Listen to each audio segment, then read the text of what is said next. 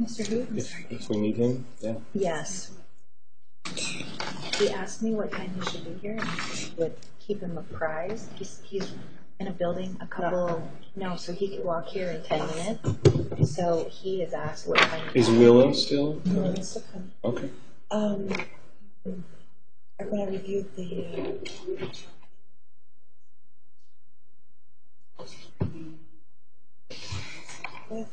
about half of it. Then we did the subpoena and they refused. And I said something like, well, this is your discovery, you should just get it. So, in that context, because I don't need a name.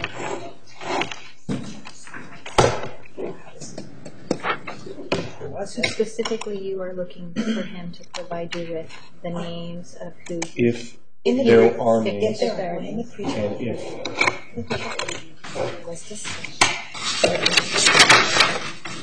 okay, but he didn't remember who they were. Okay. And I think he was probably referring to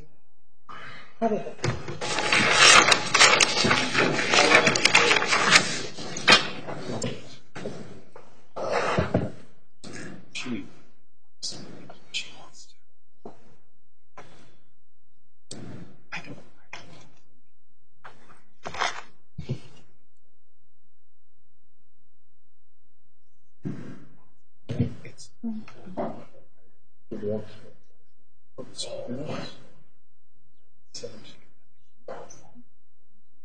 Please be seated. The record will show the presence of the jury, the defendant, and counsel.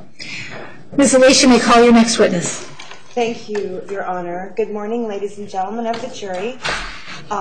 Temple Defense calls Audrey Starr to the stand.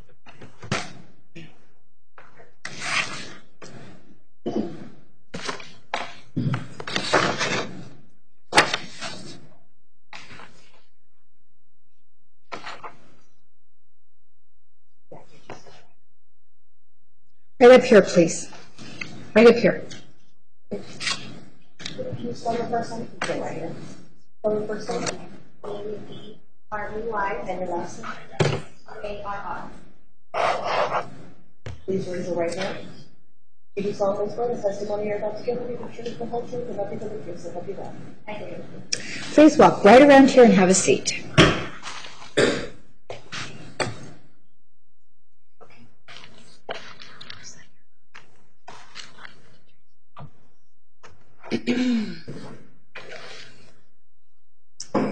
Good morning, Audrey. Good morning. Thank you for coming down to tell your story today. Thank you. Would you give us your name again? It's Audrey Starr. Is that Starr with 2 R's or 1? With 2 R's. Okay. And is that your given name by your parents, or is that something you chose for yourself? It's a different name than my parents gave me. So you chose it at some point and legally changed your name? Yes. Okay. And how old are you now? I'm 34. Okay. And where were you born?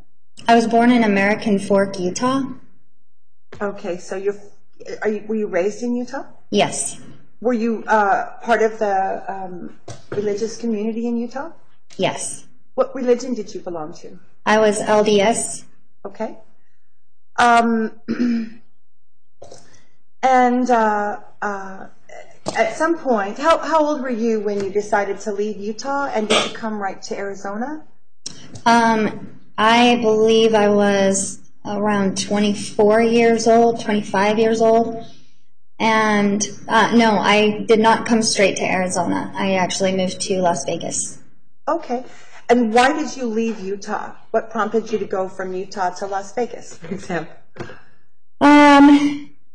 Many things. One reason was religion. I was done with being a Mormon. And another reason was I had a boyfriend who lived in Las Vegas. So I moved down there to be with him. Okay. And so in that relationship, it was a pretty significant and important relationship for you. Yes. Why is that?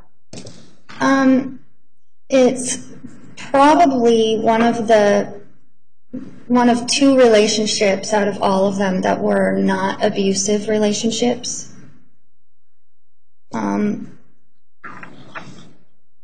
That was special. That's good. That was a very special relationship. Oh, I'm sorry. So you have experienced some relationships that went out of balance and became uncomfortable, or you said abusive. Yes. But this was a good relationship. And then what happened next? I know you did move to Arizona. So how did you get from the happy relationship in Las Vegas? At some point you became a mother, I believe. Yes. Okay. And so tell us about becoming a mother. When did you get pregnant, or how did that happen? If you want to share. The relationship I was in ended, and I began a different relationship while I was in Las Vegas. And this new relationship, I ended up becoming pregnant almost immediately. And the relationship turned sour and extremely abusive, and I had to run. I ended up in the hospital for about 30 days and then in a domestic violence shelter. When he found me at that shelter, there were no other places to go in Las Vegas, so I had to leave the state in order to go to a different shelter. You felt that he was actually kind of watching the comings and goings, and you literally didn't feel safe. Absolutely. Because he physically knew where you were. He threatened to kill me, yes. Wow, while you were pregnant with this child? Yes. Ooh. So, did you do anything to prompt this kind of anger from him? What was that? I don't believe I did anything to prompt it. I believe that the reason why he turned that way was because I was pregnant, and because he sensed that I wanted to leave the relationship. It was maybe a possessive reaction because it was his child. Correct. Okay. And so, but you didn't feel safe. You really didn't feel safe. And then you moved. And where did you go when you left Las Vegas to find shelter? I chose to go to Phoenix instead of back to Utah. And what attracted you to Phoenix? Why Phoenix? One, because Arizona seemed to be more of a mother-friendly state, and in anticipation of, in case he found me, in case there was a custody battle, I might have a better opportunity here to defend myself. So you actually looked into the laws around motherhood and Yes. parent issues? I did. Is that normal for you to do research like that? No. In that depth? Okay. No. When your life is in danger, you'll do some... Custody of your child was very important. Yes. So you were trying to set your life up that if anything was ever challenged, you'd be in a good, strong position. Yes, I felt it was very important to protect me and my child. Okay. And so you did a complete identity change as a security measure, and you moved to Phoenix. And then how old were you when, at that time, you moved here pregnant with your son? It was in 2007. I believe I was 26 years old. Okay. And so you arrived here. Now, do you have extended family? What about your parents? Where are your parents? My parents and all my family live in Utah. Oh, okay. And have you been able to keep connection? Are they supportive of you? Are you connected, or? No. Why is that you're not connected with your family in Utah? Because my father and my mother were both extremely abusive in pretty much every single way. And it was such a toxic environment that it was a healthy decision to cut off contact. Okay. And so you sound like when you say a healthy decision to cut off contact, that almost sounds like you talked to a professional about this. Absolutely. Okay. So you sought professional help. Yes. As to how to sort through all these difficult relationships. Yes. As you're becoming a mother. Yes. Okay. And then, and so you're 26 and you've got a child and you don't really have family support and you're not with the guy. So tell me, how were you making a living and where were you living? And I wasn't. I ended up going straight into a shelter and spent the remainder of my pregnancy and then 6 months afterwards in a homeless shelter, working on my education and trying to start my life over. And so there was social supports, government or social, what kind of social service? Was it a government shelter? Was it a church-run shelter? Do you remember? It was a privately run shelter, heavily Catholic. Okay. But it was a great experience. And they were kind to you? They were. Great. And so, but they probably had a limit on how long you could stay. Is that what happened, or did you leave of your own accord? No, there was a limit. You could stay for the duration of your pregnancy and then until your baby was 6 months old. Okay.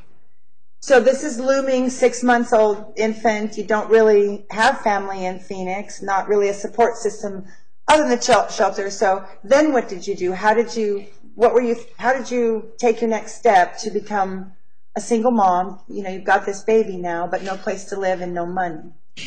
At that point in time, I was still going to cosmetology school, and I had applied for a housing program through the Catholic Charities program and was approved. So, and that was a 2-year-long commitment where they would continue to do case management and support services to help me get on my feet. Great. So there was a lot, you actually weren't just dropped. There was like a continuation of support after you left. Yes. Okay, great. And then, but you also began to have health issues. Even as a young woman, you began to have some pretty serious health issues. Yes, I did. While I was in that housing program, at first I didn't know why I was sick. It took quite a while to find out, going back and forth to the doctors. But ultimately I was diagnosed with a brain tumor and multiple resulting health problems that were caused by the tumor. So now you're a single mom, you've got a brain tumor, and how was your energy? How was your ability to like get up and do things? Was it affecting your energy just to? Absolutely. I was diagnosed with hypothyroidism and have since had some suspicious blood work as far as my cortisol levels, which that hormone controls your sleep-wake cycles. And at that point, I was sleeping a lot more than I was awake. Sometimes I was, 16 hours a day, and I still waked up tired.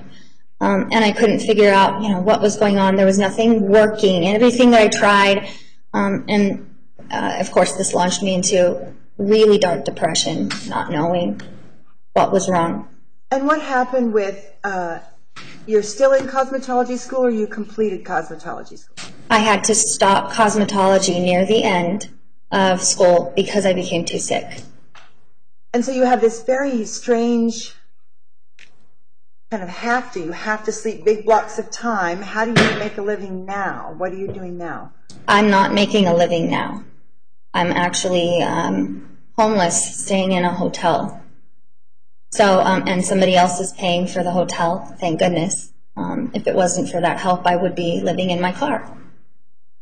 Okay, and so at some point in there, you tried, I think for a short time, how did you get into, you said you did adult entertainment for a short time, you danced in a gentleman's club? I sure did. Okay, and so was that like for a little while, a long while? It was about maybe a year and a half. Okay.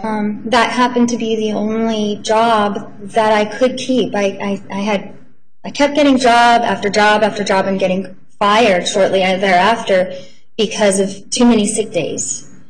So there was no place willing to employ me where I could support my son or support myself, and I was kind of backed into a corner where I made the choice to do something I never thought I would do.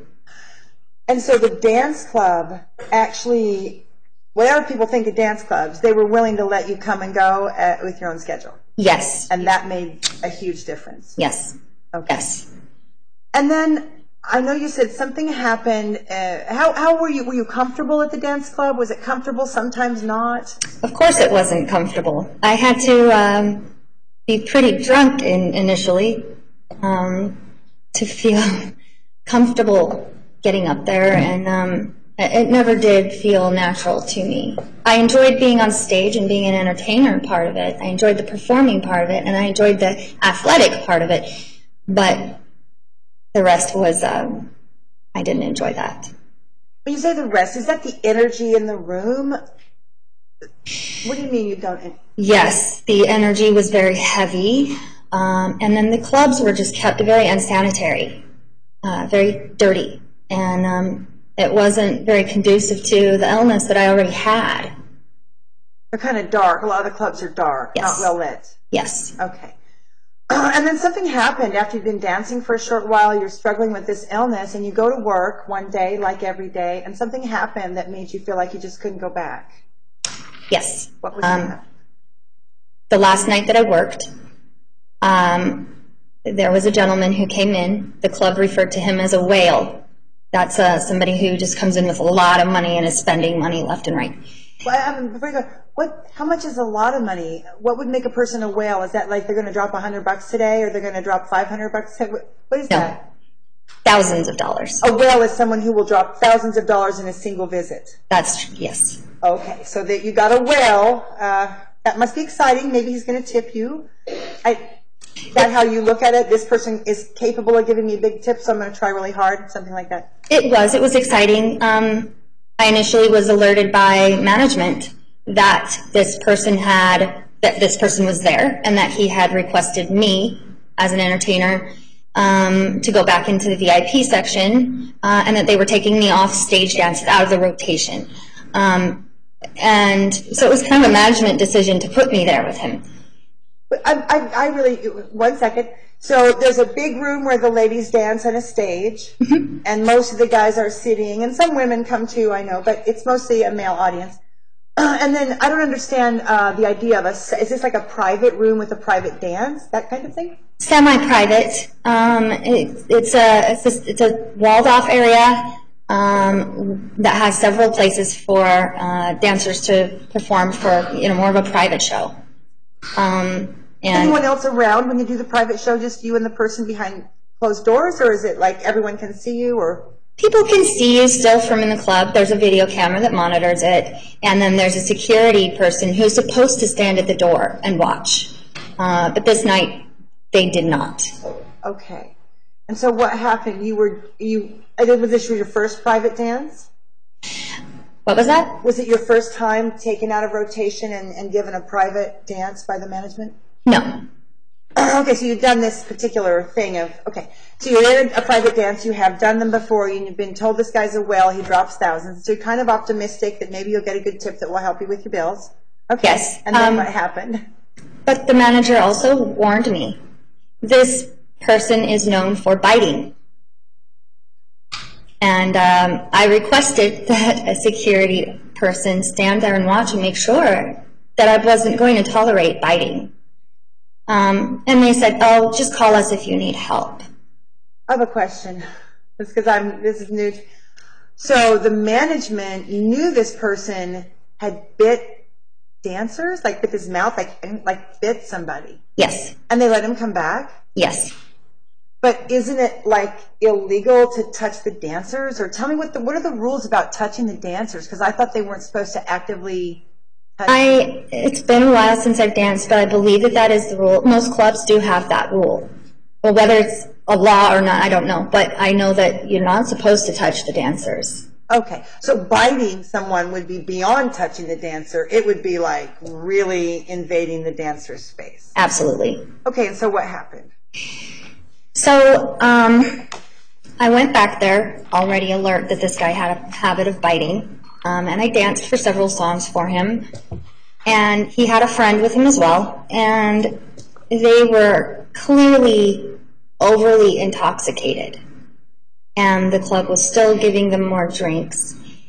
And he leaned, I was sitting on his lap facing him, and he leaned over and he bit my shoulder, my left shoulder. And it was pretty hard, and I warned him at that point. I said, you cannot bite the dancers, that's not okay. And he started to say, yes, I can, I own this place, I own the dancers here, I can do whatever I want. And I said, no, you can't. And at that point, he leaned forward and he bit my nipple, hard enough to make it bleed. When we discussed this briefly, because I didn't know this story, but you said that you actually have been disfigured. This actually has never gone back the way it was before, your nipple? Correct. I'm so sorry. Okay, so that happened. And then you left and now you don't have any work and you're still sick with a brain tumor and you still have a child who's about 2 or 3? At that point in time, I think he was 3. Okay. 3 or 4. And I know you said that, you were kind of living in a more impoverished condition, so were you able to get medical treatment for the injury, the wound? I was. I was on state access insurance, and I went and saw a doctor and was diagnosed with MRSA, which is a staph infection, and was sick, terribly sick, for a month. So there's a lot of difficulty for a young mother who doesn't have a support system, like a familial, close support system. What happened next? You don't have any money, you have no place to work, your body's not doing what you needed to do. So what did you do next? Well, I had made a police report and nothing was done. And so at that point I decided that I didn't feel safe dancing, that I clearly was not protected in these places. And so at that point I started to look into other options and decided that if I started to do adult body rubs, that I felt safer doing that, that I might have a chance or an opportunity to defend myself better. And it would be a different environment. Yes. Without the alcohol. Yes, one that I can control better. Right. And are there dance clubs that have no alcohol, or do they all have alcohol here? There are dance clubs that have no alcohol, but they're fully nude, and I wasn't comfortable being fully nude. I see. Okay. So when you were dancing and there was alcohol, then there's rules about how much you can show. Yes. Okay. So you decided to look into body rubs, and you mentioned that you also at the time came across some interesting ads for Tantra, maybe some books. What happened with Tantra? You saw the word, or you saw... I didn't even know what the word Tantra meant, honestly, and I didn't come across any terminology, but I accidentally, just in my own spiritual search, figured out what it was and didn't know what it was called, and started to look like, what is this? And so what happened was you began to do sensual body work. Mm-hmm. Did you do it on your own at home? Did you go work at a parlor, or? I did both. I started out at a parlor, and of course I didn't like the environment. I didn't like the energy, and there were things that I wanted to do differently. Tell me an example of that. What did you want to do different than how they were running the massage parlor? Well, it became very obvious to me in the initial stages that people were using this adult body rub as a cover to do prostitution. And that was something that I wasn't comfortable doing. So I wanted to be in an environment where I could control, and I didn't have rules hanging over my head, people telling me what I had to do. So that's when I decided to get a bigger apartment with a spare bedroom and start doing it out of my home. And when you're speaking of this massage parlor type place, there are lots of those in Phoenix, aren't there? I believe so, yes. Like if you want to be a body rub lady, you can pretty much go find a place to work. Yes. There's dozens? Lots? There are a lot. Okay. And so you began to do the sensual healing. How did you structure it? No one was there teaching you, so how did you begin? Did you watch YouTube videos? How did you decide what essential... You worked with people and they showed you, or...?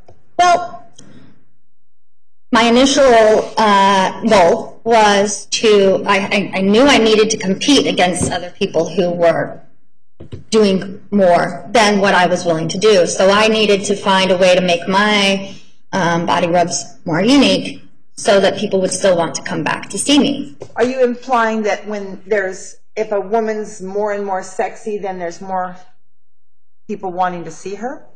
No, I'm implying that I needed to compete against people who were actually having intercourse with their clients.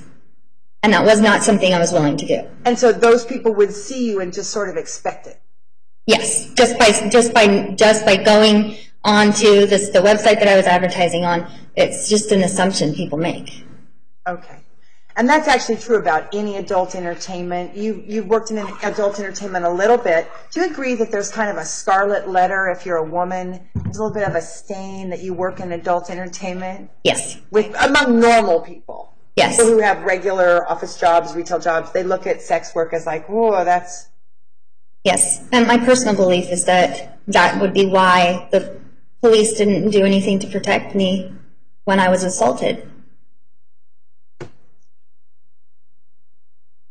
So the management turned the other way, and the cops were like, you're a dancer. It happened at a club. What are we going to do? That's pretty much, yes. Okay. So you began to do sensual healing on your own. You worked at the place. You said, I'm going to do it on my own. I can make my own rules. Yes. So you decided to be self-sovereign in your practice. Yes. Okay. And when you said there were rules there that you didn't want to follow, can you give me an example of some things they asked you to do that like everybody was doing that you didn't want to do? One of the things that made me feel cheapened in a way was that whenever in a parlor, whenever a client comes in, they have the girls line up, kind of like a cattle call, and they pick their favorite. That made me feel very cheap. It made me feel very unwholesome. Kind of like you're be chosen on your appearance alone. Yes. And you're a woman who's obviously intelligent. Just from your vocabulary, I can tell you're an intelligent woman. So you didn't like the way that felt, being picked just on appearance. No, I didn't. And it created animosity between the girls. Because some would get picked more than others? Yes. Okay. Anything else that happened there that you were like, I don't want to do it that way? Again, working in these parlors, it became very obvious to me that there were things happening behind closed doors that I wasn't okay with doing, and I really didn't want to put off the image, and I didn't want to be associated with that. I wanted to differentiate myself. And isn't it true that when you're in a facility like that and someone's coming and going and getting a certain kind of service, they're actually going to expect you to just do the same things just because you're in the building? Yes. Okay. That's pretty common in that model, that there's a lot of people doing exactly the same thing. In my experience, yes. Now, in the eyes of the state, a sensual body rub is illegal if there's any kind of touching of certain body parts. Like if you're a woman, you can't touch the nipples. If you're a man or a woman, you can't go to the root chakra area. So you're making a distinction that maybe the state would not make. Is that true? Because you were doing a sensual touch work, and sometimes you would do wand or lingam work, or no? I feel like I created a new type of adult body rub that is actually like being at a club, getting a dance, and it's very just really trying to make things as sensual as possible without crossing any lines. And in my experience, it opened the door for so much fun to happen. And a lot of people seem to really like it. Let me ask you a question. When someone's getting a dance from you back at the club, to have that one-on-one time with you, what sort of money would they be asked to put up to have one-on-one time with a dancer like yourself in a private moment? $200 to $300 minimum per hour. Oh, for an hour, okay. Not for a dance. I was like, whoa, okay. Yes. For an hour, okay. Mm-hmm. And then of that, the house was keeping about half of that. How did that go? The house... Or you paid to dance and then got to keep your tips? How did that work? From what I remember, it's been a long time. I know that we had to pay a house fee just to be able to dance. Just walk in the door each night. Just walk in the door. And then that allowed us to do dances on the floor. But if you got a VIP session, then a certain percentage of it went to the club. I I really can't remember if it was like, it was less than 50%. I think it was like $75 out of 200, or I really. Maybe a third. Yes, plus then I had to tip. I was expected to tip more to all of the security, to the bartender, the management, to the door girl. So, you know. What would you walk away, if you had a $300 VIP dance, how much did you get to walk away with after you tipped everybody and paid your fee? If it was a $300 dance, maybe a little under 200. Okay, and if you gave 2, then you were making a little. If I was given 2, then I would probably be making around 100 of it, about half. Okay. And so in the body rub situation, let's go back to the massage part. So you left the dance where giving money to the house was part of it, and sharing out money to different people was part of it, the security. And now you're in this other environment. In the massage parlor that you worked at, did the person pay an entrance fee to come in? Did they pay for their massage up front? No. The way that worked was the massage parlor would say, okay, this is how much you can charge for a body rub, and we're going to take all of it. Some of them would take all of it, but like $10. And they would say, so you have to work for tips. If you want to make any money, you need to find a way to get a tip. Really? So someone coming to see you at this massage parlor, how much, if I wanted to come in and kind of have an experience, I would be told to give $60 or $70 at the door? 80? Depending, some people charge $25, some people charge $50, some people charge $60. And then, you know. And that was an amount of money that the person thinks that they're paying to get a body rub. Correct. And then now you're in the room with them, but most all that money went to the house. So then for you to walk home with money, how do you get money when the money they gave for the massage actually went to the house? Well, that's where it was kind of, inferred that you had to do other things in order to get a tip. Was this done with a conversation, or I don't want to make you uncomfortable, but like, I mean, obviously if someone is going to give you $10 out of 60, you can't go home with $10, or maybe you could, but so can you give an example of a time when they call this upselling, right? You're in the room and now you're trying to get them to give you more money. Yes. Can you tell me how that would go? Is that like, you seem very relaxed, your energy seems high. What exactly would you say? I don't want to put words in your mouth. I've never done that exact thing, so.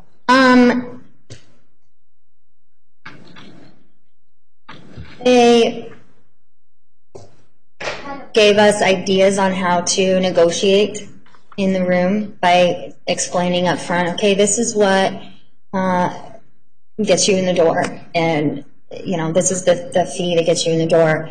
However, you know, if you want straight out, if you want this, it's going to be an extra this. If you want this, the tips start at this point and they go up, or you know, there's just different. Was there a printed menu or just kind of discussion? There was no printed menu. But there was an understood menu? There was an understood menu. So let me ask you this. This is pretty uncomfortable for everybody, but touching someone with your hands and then their energy moves, that's one way it could go. Another way it could go, there might be some oral contact. Another way it could go, there might be some sexual, like some actual intercourse. Are we talking about that? Like levels of interaction? That's definitely the impression that I got. Okay. And so there were women that tended to do this, or women that tended to do that kind of thing, or some women would do all of it, or?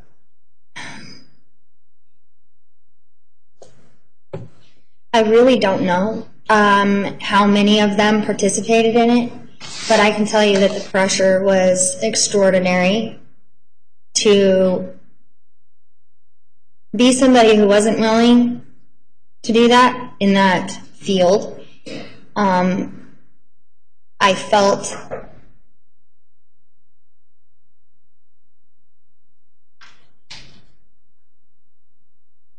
Kind of like you were on sale. Yes, and it made me feel just out of water, out of place, awkward.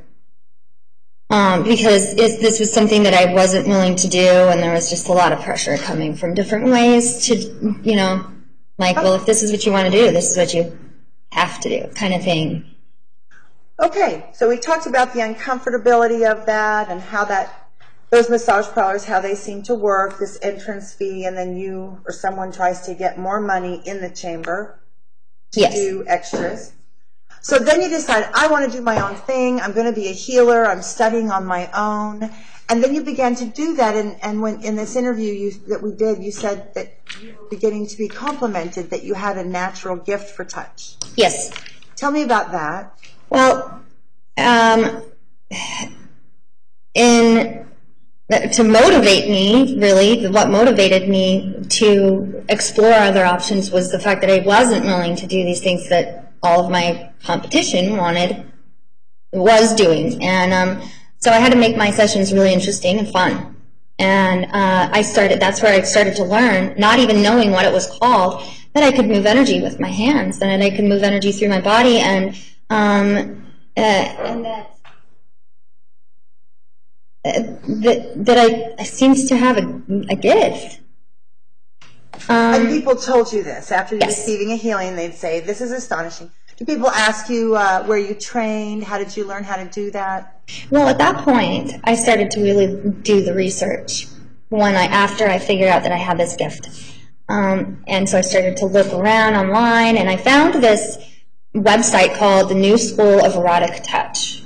And they had a lot of really great instructional videos, and I mean, it was almost like a classroom setting, but they taught some things that I wasn't willing to do in session. Obviously, those are things I'd want to keep private between me and my partner. But there were other things that were very useful for me there. And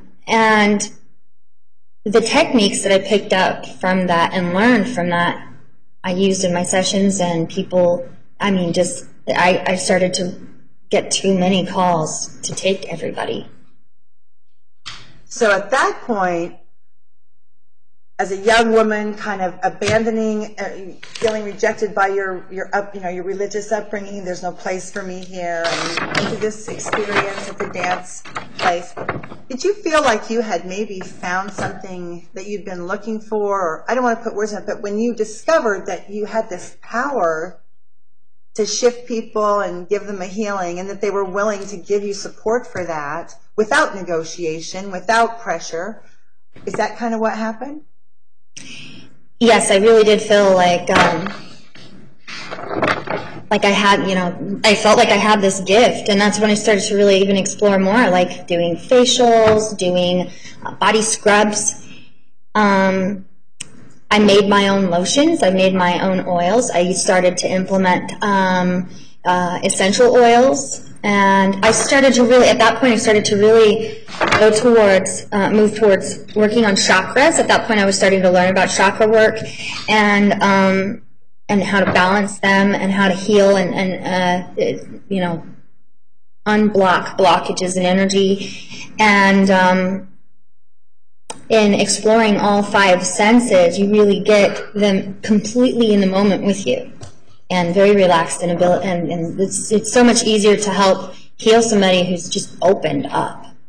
And so the nature of my rubs started to just be directed, and at the same time I was starting to become very spiritually alive. Like, I didn't even know what this was. I didn't know there was a name for it. I felt like I had made this incredible discovery that nobody knew about, and to be able to implement my growing spirituality into what I was doing for a living just felt right.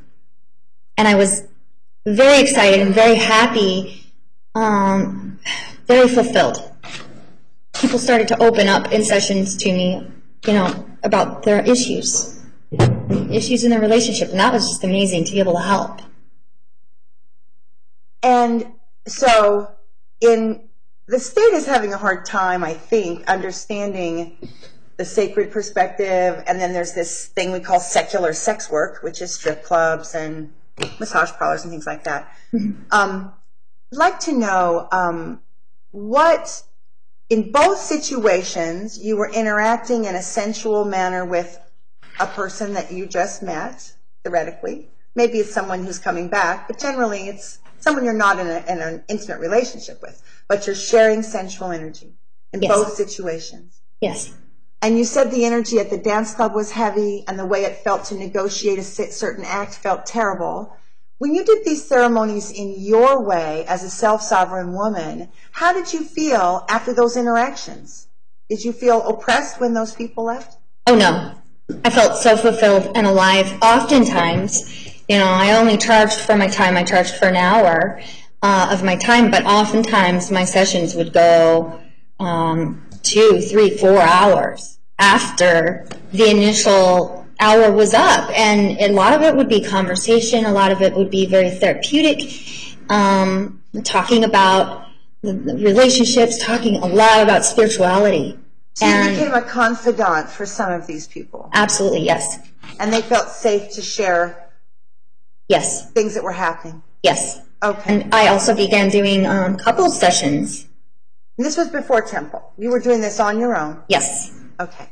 Yes. Okay. And where were you advertising your services? Or how, I shouldn't assume that. How did you get your clients? I advertised on Craigslist and Backpage. I would go back and forth between adult body rubs and the regular massage section, but because mine was more erotic in nature, I decided it probably was best to advertise on adult body rubs. And it's true that in a therapeutic massage, there's going to be very strict you can't touch certain places of the body when you're doing massage therapy. Yes. And so to be a whole healer, you almost had to leave that category, because massage therapy category, you can't touch the whole body. You're not supposed to.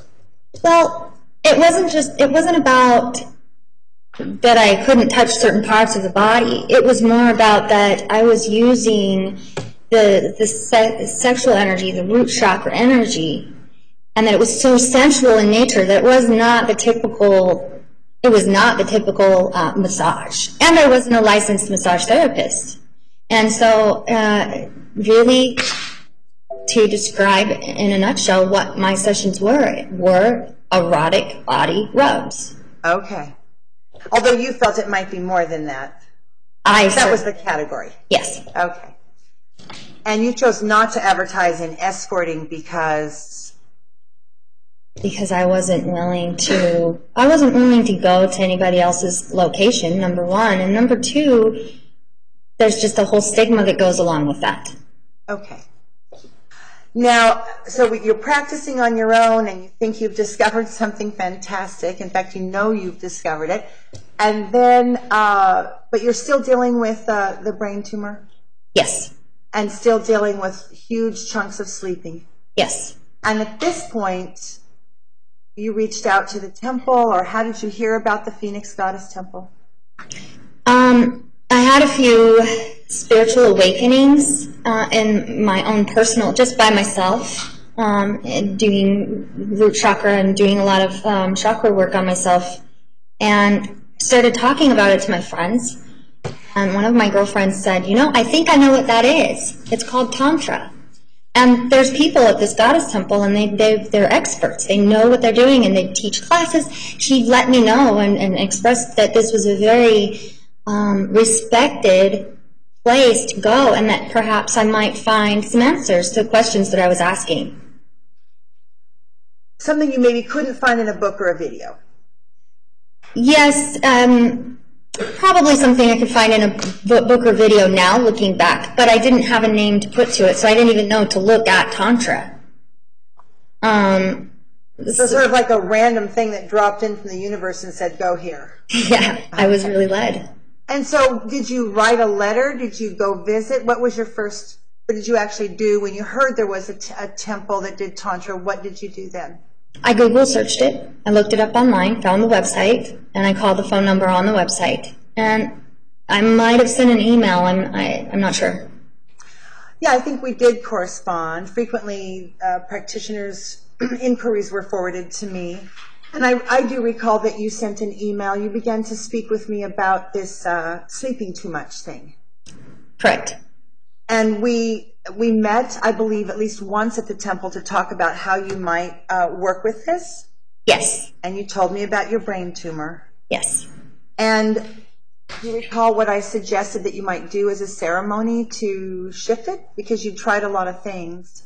It's a really vague memory, but from what I can recall, I know you gave me a lot of suggestions on essential oils to use and different crystal work that I could do, and then how to set up like an altar.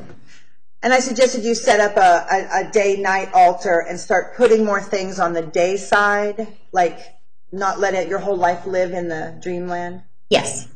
So we worked through that together, and you had some success with that. I did, but not much. And I think a lot of it just was because of medical issues. Medical, and there was some depression. You were kind of isolated. There was, yes. So then you began to come to the temple, get up out of your house and come take a class or come sit in a circle, that kind of thing. Yes. When we initially met, you did tell me about a 12-week training course where I could become certified as a Reiki healer, and I could take classes on the chakras and the history of the religion. I mean, finding out that this was actually a religion that had been practiced for thousands of years was good news for me. And to know that there was a school that I could attend where I could get actual certifications, I saw that as an opportunity to be able to move completely away from the adult aspect altogether. And that this was the Goddess Temple was a church that was willing to help almost rehabilitate people who were in trouble, just like any other church. Yeah. Okay, thank you. And then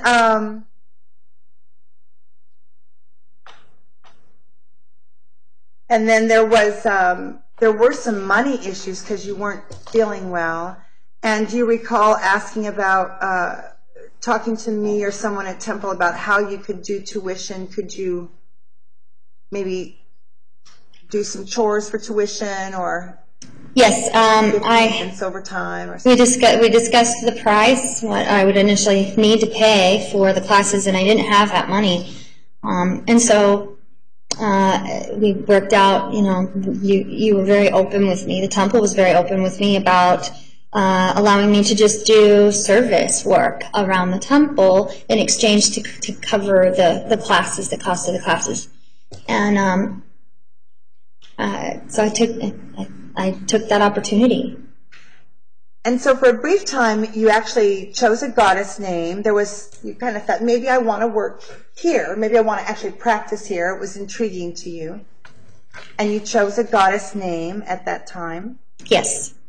And do you recall that when you first arrived at Temple, I showed your ad to Janet and said, look at this woman's ad. She looks like she's already here. Do you remember me saying how much I liked your ad? I do remember that. Okay. And that's because your chamber there was a lot about your chamber that was very similar to what we were doing. Yes. And also we were using many of the same words, energy, healing. It was uncanny, yes. Yeah, okay, yeah. And so you did a little bit of practice at Temple, but you lived very far away from Temple, and your childcare was also pretty far away. So you did just a few appointments at Temple.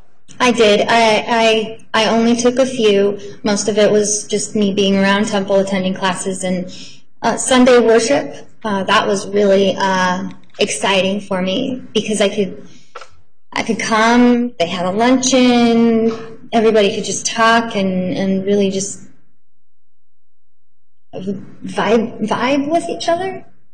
Yeah, and that was something where nobody in the building judged you for doing sensual work. Yes. And actually people in the building were celebrating you for doing sensual work. Yes. In a wholesome and sacred manner. I felt like I had found my spiritual family. Like I finally had somewhere to belong, and there were people like me that believed like I did.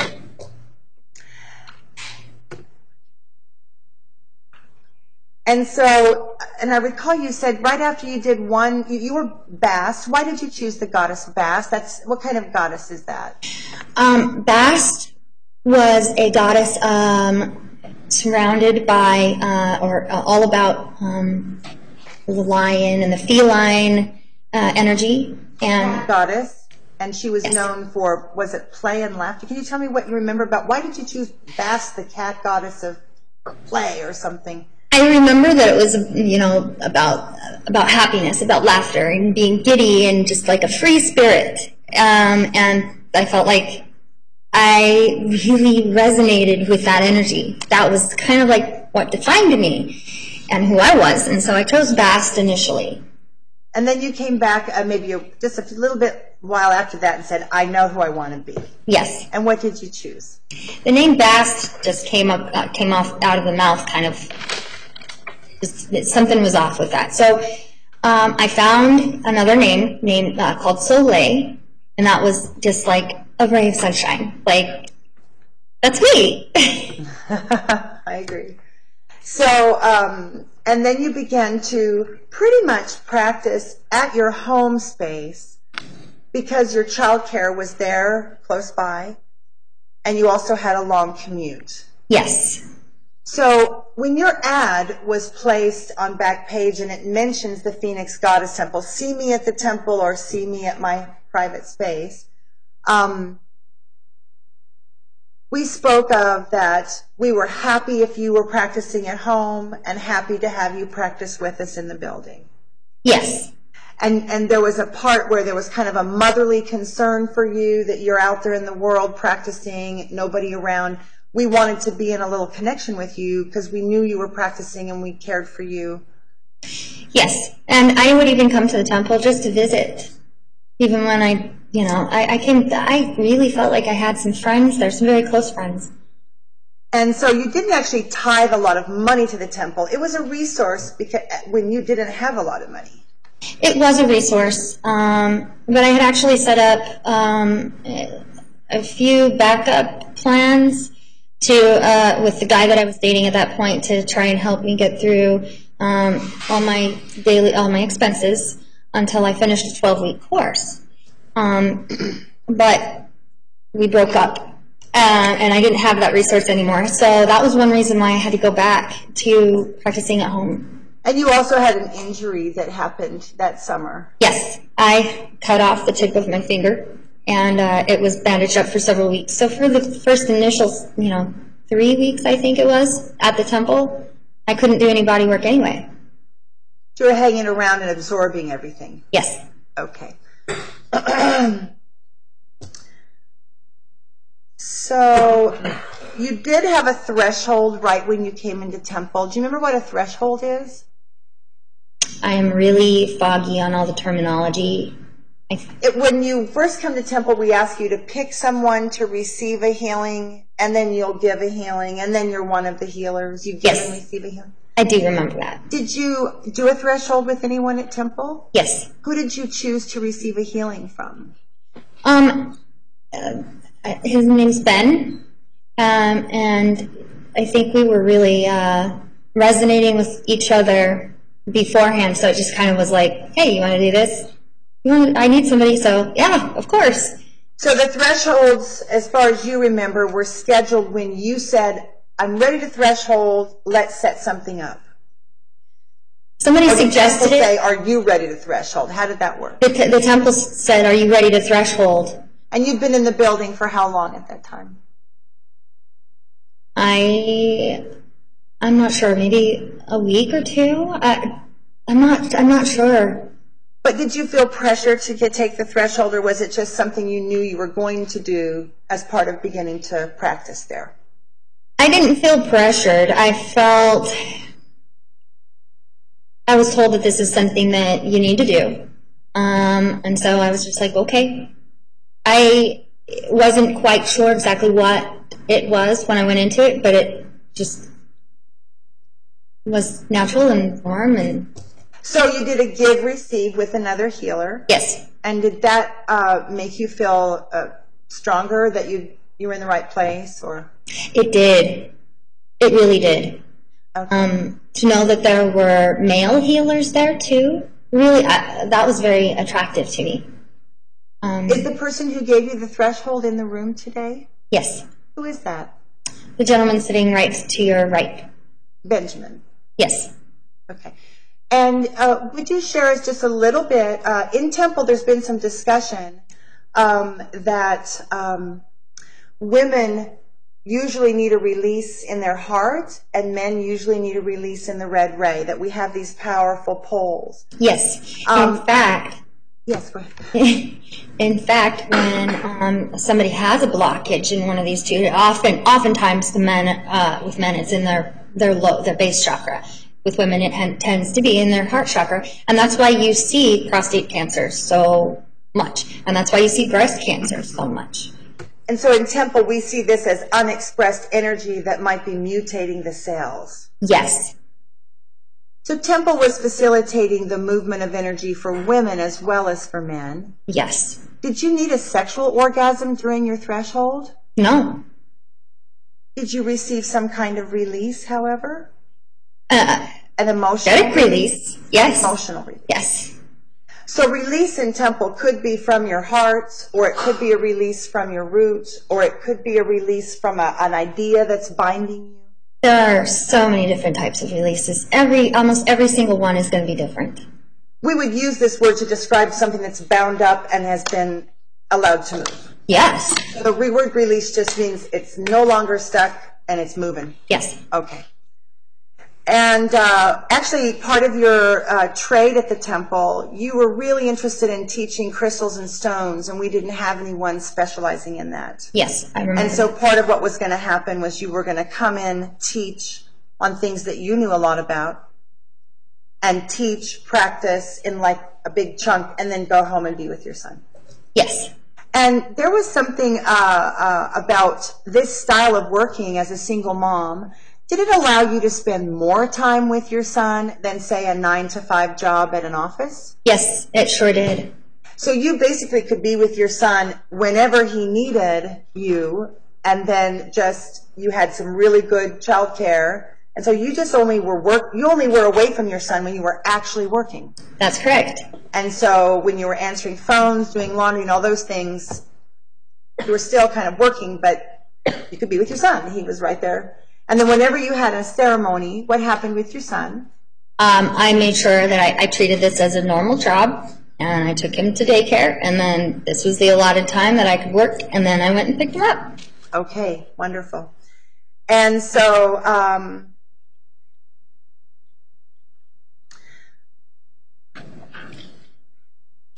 okay. Covered a lot of this. Okay. So now, I wanted to know, you're at the Temple, but you're really working at home, and you had an appointment that ended up, a session, a ceremony, a healing, that ended up here in this court case. And we would like to go over that with you if you can, because you've stated to me that there's some discrepancies. Could you tell us about the discrepancies that you found in the police report and what you thought happened? Yes. There were some considerable discrepancies. The police report was not typed out verbatim exactly as it was on the recording and as I remembered it. And in going back and listening to even the recording, there are it was like things that I said were just chosen out of things and put completely out of context the way that I said it. And if you're listening to the recording, it's very obvious that I said things in a completely different context than the way that the police report portrays it. There were a lot of things missing, a lot of things. One thing in particular, the detective stated that I took the towel off of him and then he backed out of the deal, and it didn't happen that way, and it didn't happen that way on the recording. Okay, let's just go through. I've got the police report here. Okay. And I know you actually supplied me with this, so I know you're familiar with the document. Yes. Okay. So let's begin with Oh, I'm sorry. Okay. Okay. Oh, okay.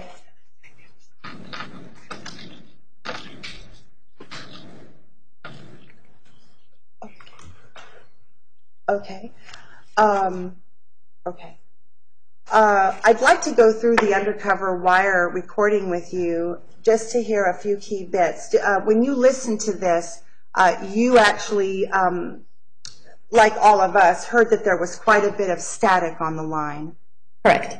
And so when you were comparing the police report with the undercover wire, what did you think when you heard all that static and there was big chunks of what you said that you couldn't really hear? I thought, I was surprised. I thought that things would have, that they would have been able, with all the technology that they have, that they would have been able to actually get a clear recording. Okay. And so, did it surprise you that the police report wasn't actually a transcription of what actually was said? Were you expecting a transcription? That shocked me. Because most of it is a summary, and there's so much of the reporting that's been left out. Okay. And I'd like to ask you, again, if you could tell me, say, in the arrival portion, in the beginning portion, when he's first arriving, was there any discrepancy? What comes to mind? That What do you mean, like as far as discrepancies go, or? Yes, let's see here.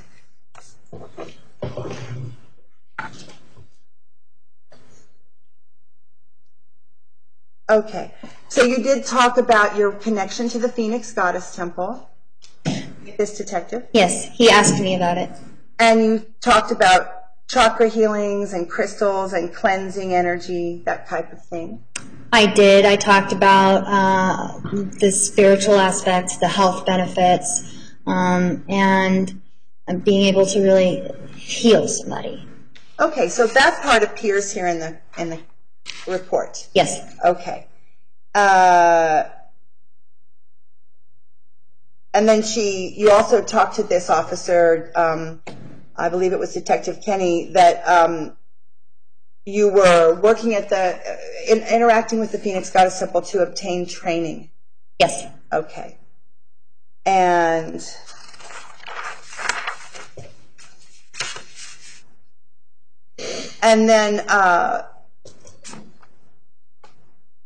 then, so you actually talked to this detective about me and the temple to some extent. You actually had a little conversation. If you came up, it was very brief. Pretty much the way that it went was I just acknowledged that, yes, I did have friends at the temple, that I was part of the temple, and that if he would like to come see me at the temple, he was more than welcome to. Okay. And it just says here that you were offered, that Tracy offered you the priestess path. So you must have talked about the class, the priestess immersion. I don't remember. I'm looking at a free talk. I apologize. I thought this was the... It is the police report. Okay, it is. Yeah. Oh, okay. Okay, so you did talk about those things. Okay. No. This has to be the... Okay. All right. So, so he arrives, and you thought this person, what did he say when he arrived for his appointment? He mentioned that the parking was horrible. We had a lot of small talk. I was very nice to him, just like I am with everybody. And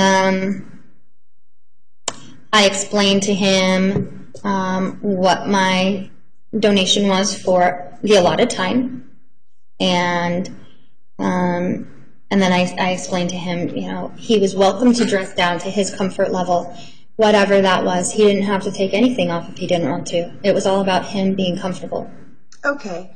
And did you actually ask him for a certain amount of money, or did he offer a certain amount of money, or how did he know how much money to give? I asked him if he wanted to do an hour session or a 90-minute session, and he said an hour, and then he asked how much that was, and I said 200. Okay. So it was very clear that it was for my time. Okay. And then at that point, now is it your norm to stay in the room while they undress, or do you separate for a minute and come back? What's your norm? My norm is to leave the room and let them get comfortable, and then come back in and knock. So they undress out of your presence generally? Yes. And you said you actually knock before you re-enter the room? Yes. Okay. And so then you did that. You said, go ahead and undress to your level of comfort, and I'll be right back. And I know you said the police report said something different about you leaving the room. At the end of at the end, okay. End of the session, yes. It stated that I did not leave the room for him to get dressed, when in fact I did, and it's very audible on the recording. Okay. And so he's there to receive this healing, and you're talking about different benefits. And then at some point, he appeared to panic and then needed to leave. Am I describing that right? Yes. Would you describe what happened when it went from this person's here for a ceremony, he's going to leave the money. He actually says, what should I do with the money? No, I don't think he asked. But I just told him, I said, you're welcome to slip the donation under the door, and that's how I'll know that you're ready to begin. Okay. And so then you're outside the door, he has put the money under the door, and now you're going back in, and what happened? You think you're about to do your ceremony, your healing, and what happened? We just began talking. I asked him what it was that he wanted to work on. He, if I recall correctly, he said that he was having trouble lasting as long, and that was a problem with his relationship. So I explained to him that that had a lot to do with energy, with mind over matter, and that if we learn how to control our energy more, then and also I explained how to actually how to have multiple orgasms if he wanted to. Okay. Your Honor, if we may, we would like to load the undercover wire just to compare this small portion. And since that might take a couple of minutes to make sure it's all working, I was wondering if we could recess a couple minutes early and then come back into that. We could keep talking, but that is the part that we're at, is that recording. Okay. All right, we'll take the noon recess. Ladies and gentlemen, we'll start back at 1:20, though, 1:20. So please return at 1:20. Please have a nice lunch, and remember the admonition.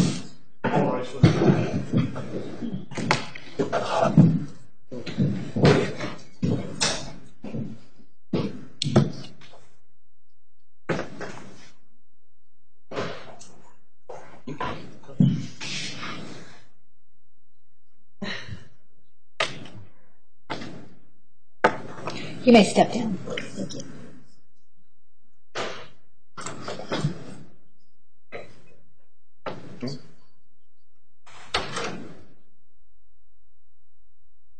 Jury is not present. Mr. Sammons. Judge, Ms. Elise has marked an exhibit, which I assume she's going to want to use with the witnesses currently on the stand. The first part of the exhibit is her plea agreement, which I don't have a problem with that. That's fine. The number? It's exhibit number 242. Okay, thank you. That's not even the accurate plea. Well, actually, I do have a problem with the plea agreement only because this is not an accurate plea agreement. It looks like from our records she entered into a plea and then there was an amended plea done. So this is not the official plea.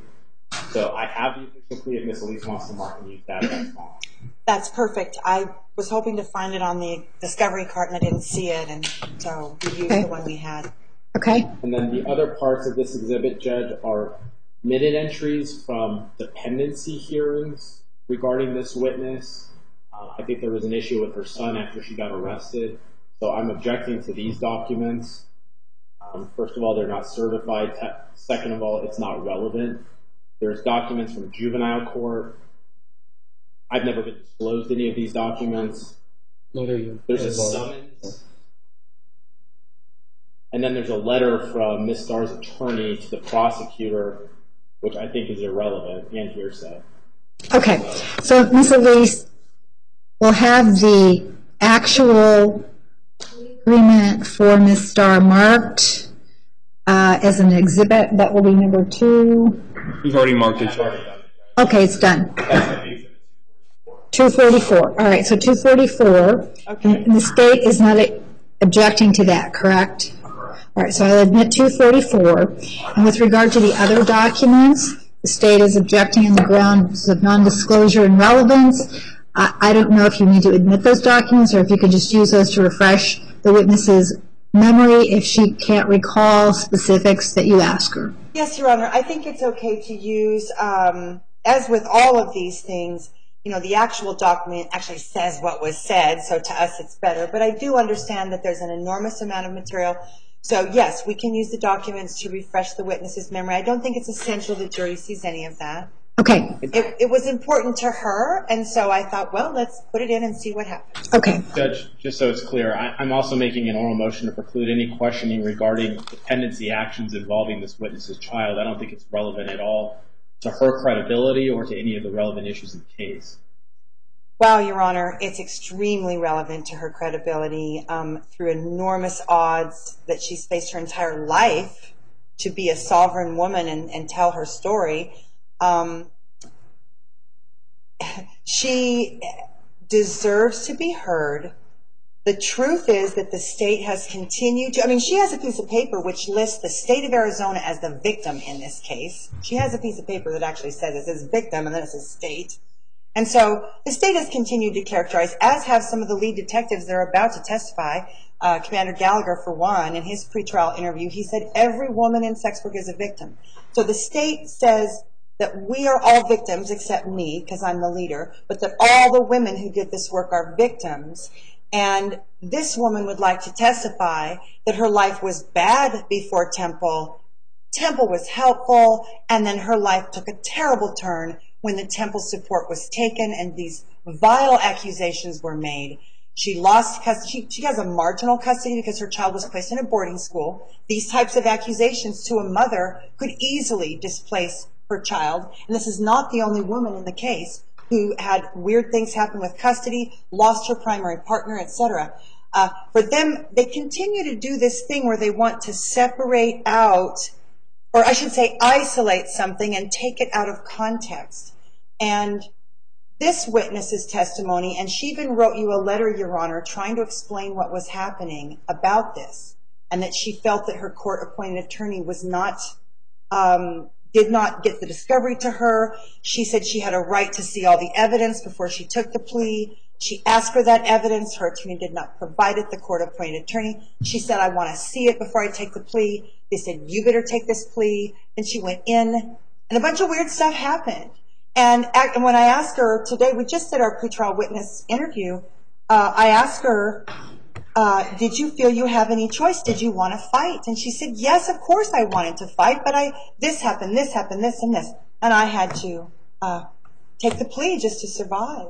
So I do think the jury needs to hear that. That happened to more than one person, and we just happen to have a representative person. I didn't hear anything in that rant, Judge, that would show any relevance to a dependency action involving the witness's child. Let me just... If these people are victims. Has Ms. Starr been sentenced? Yes.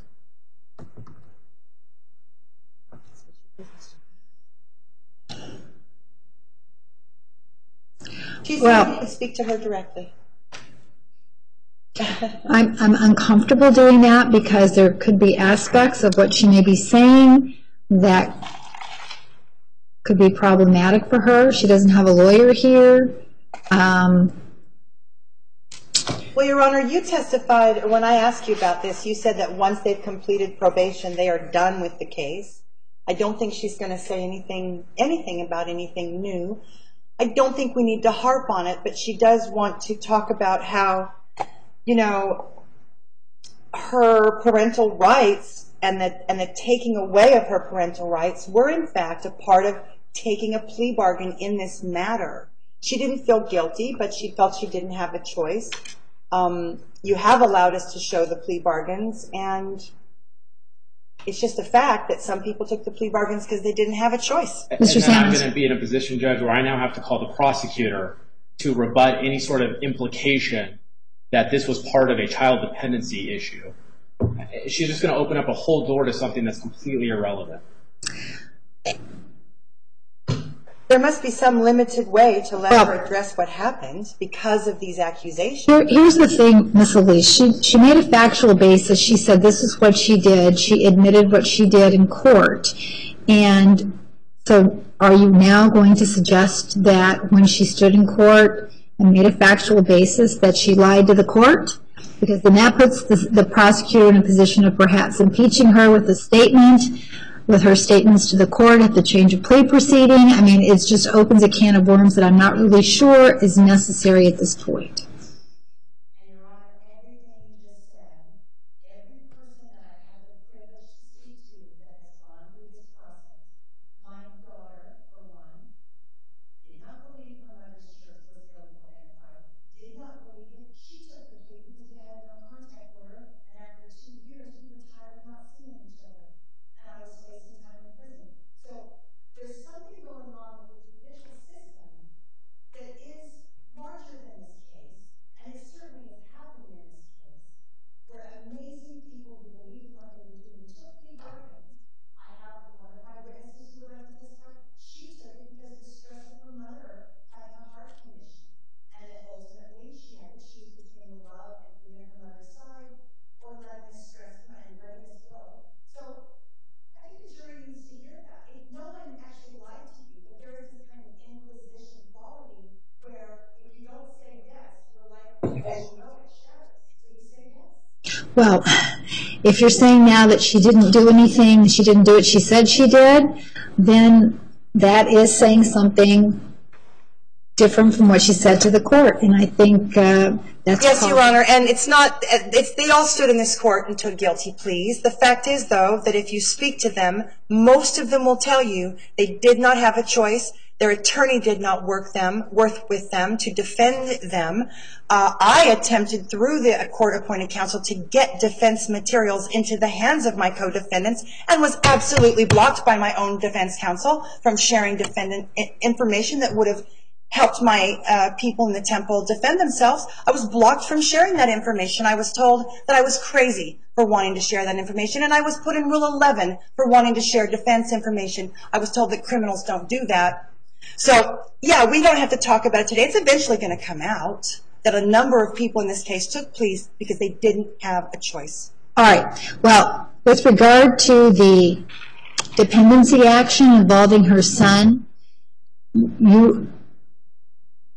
you're claiming that the dependency action, the fact that it occurred, affects her bias in this case, or her credibility as a witness, or I'm unclear exactly why you think it's relevant. Your Honor, I didn't actually, as far as late disclosure, I actually didn't have these details until we met to go over questions, I think it was Sunday.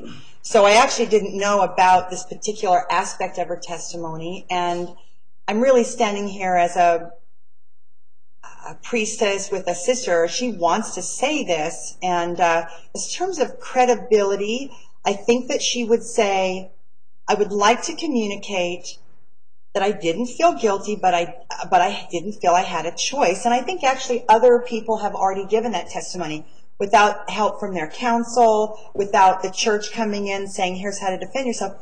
They didn't have a choice. And I don't think that's even saying anything new, actually. Well, then it's cumulative, so it's irrelevant. She should be allowed to say it, even if it is cumulative. And she is a victim, Your Honor. I mean, this court makes a big deal out of victims. We have a special side for the victims to sit on. There's special programs for victims. And in this case, she feels like her life was good, and she became a victim when the state intervened in her church life, her healing, and her home. Okay.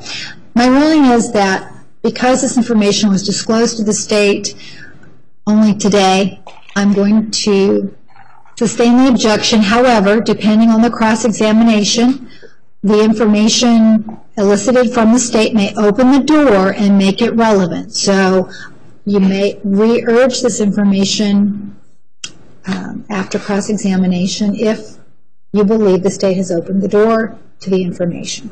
Okay, thank you, Your Honor. All right, so let's have the witness. Ms. Starr, please come up and have a seat. If I may, I want to say just a couple of days, Ms. Elise, maybe yesterday or the day before, indicated that Dawn Colwell will be testifying today. And she is here. The state has not had an opportunity to interview her. She never did a free talk. She never did an interview.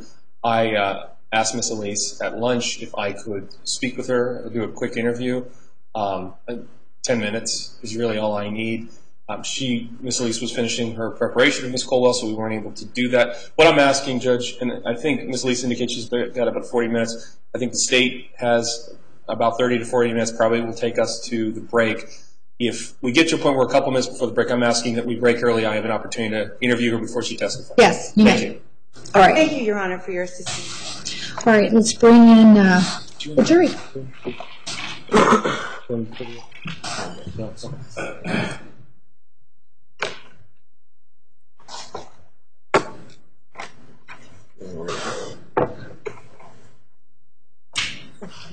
It's fired up. Both of you. Okay. It's fired up. I find it so.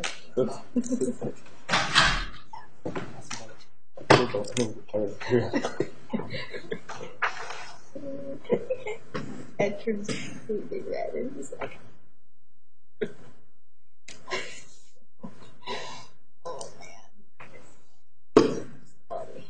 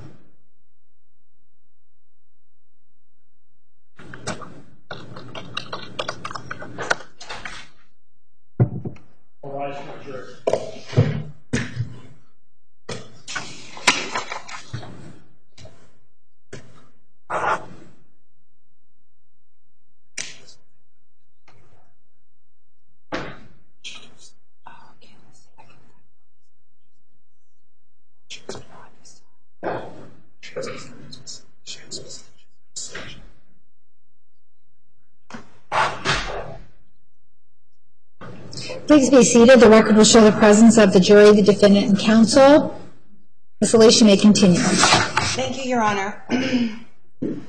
Okay, Audrey, we were just about to be in that moment. We were discussing that you had seen what the police call a police report, a summation.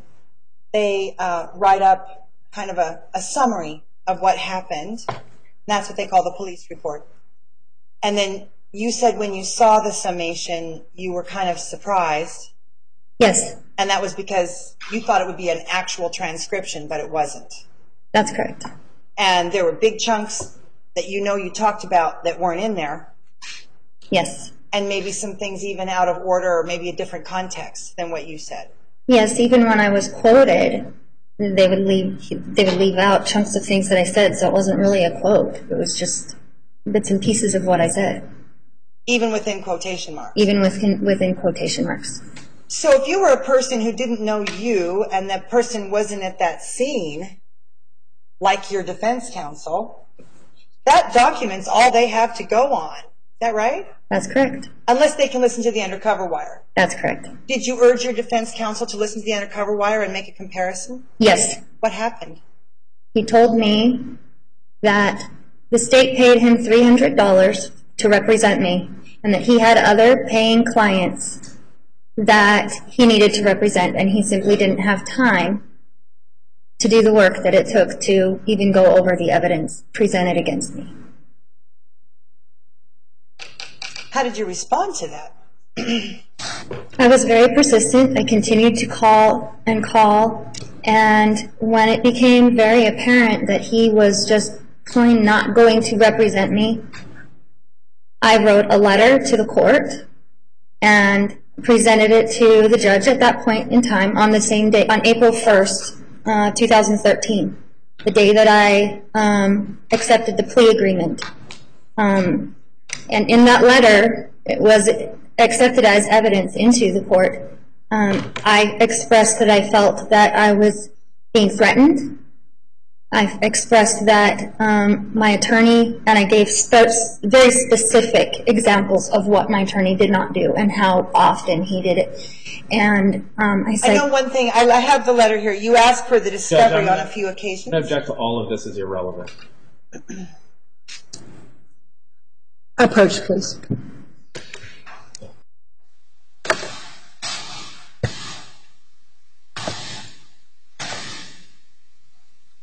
I'm sorry, Your Honor. I just fell down the rabbit hole there. Okay, so you're going to move on? Well, we agreed to maybe see what happens in cross-ex for this. If we're not at cross. Right. So I can just move on. Okay. I don't know how to argue. She's using it.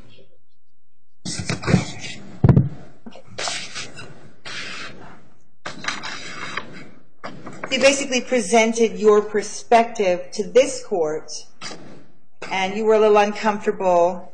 Objection, irrelevant. Just talk about it. Okay, but you did then eventually,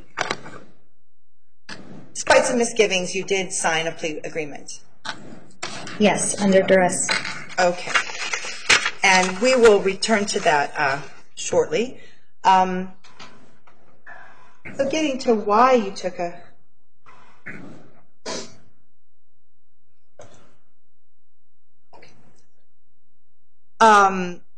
I wanted to go back to the visit.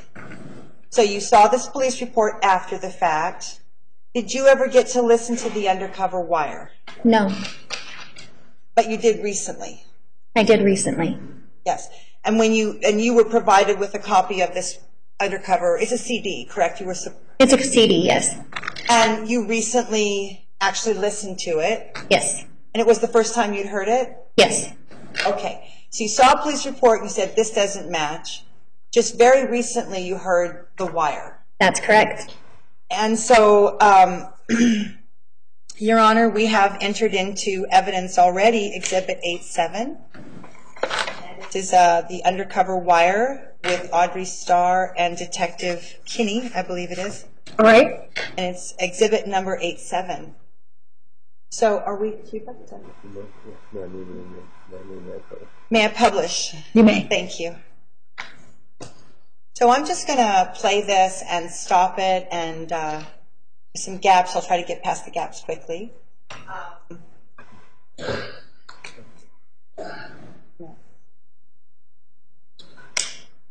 Oh, I'm sorry.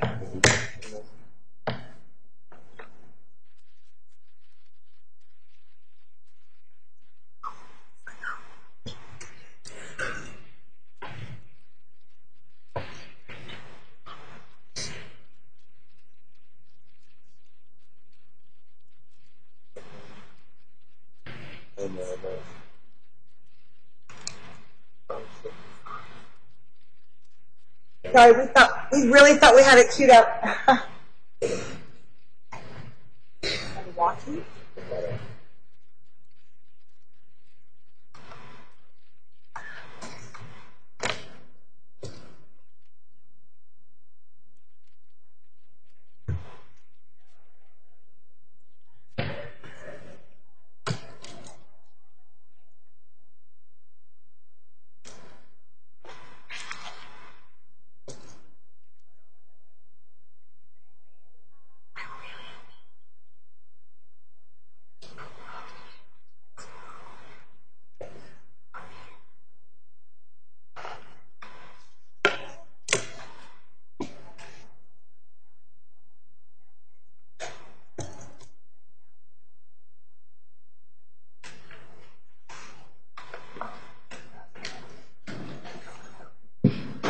Okay, and when you instruct someone to get undressed to the level of their comfortability, what does that mean? Why do you just say get undressed, get naked? Why do you say that? I believe I said you're welcome to dress down to your comfort level. And in that way, I meant that they were allowed to dress or undress. They didn't need to be completely nude. I could work with them in whatever state they were in. Okay, perfect. So, and it is possible for people to choose to say leave their underwear on, for example? Yes. And you would never tell someone take your underwear off? No. Okay.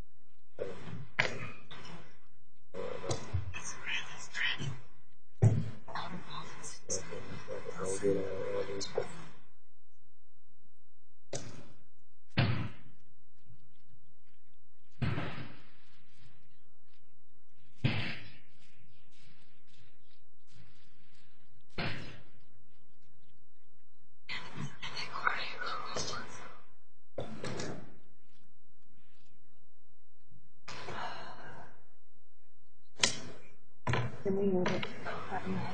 Okay. Okay.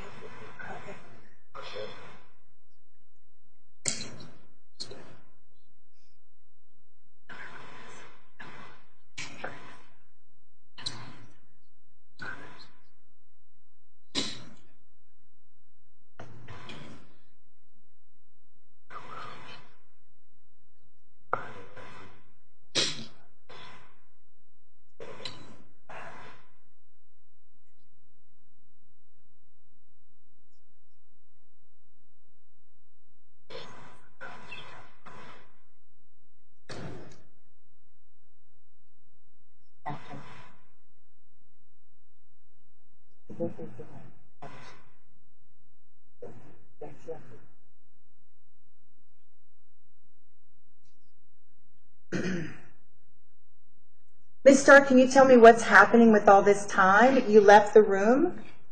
I believe he was getting comfortable, taking whatever clothes off that he chose to, and positioning himself on the table face down.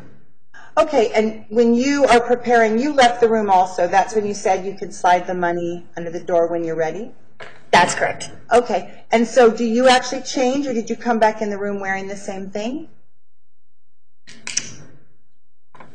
A lot of times I would change, but I don't know. I don't remember. Okay.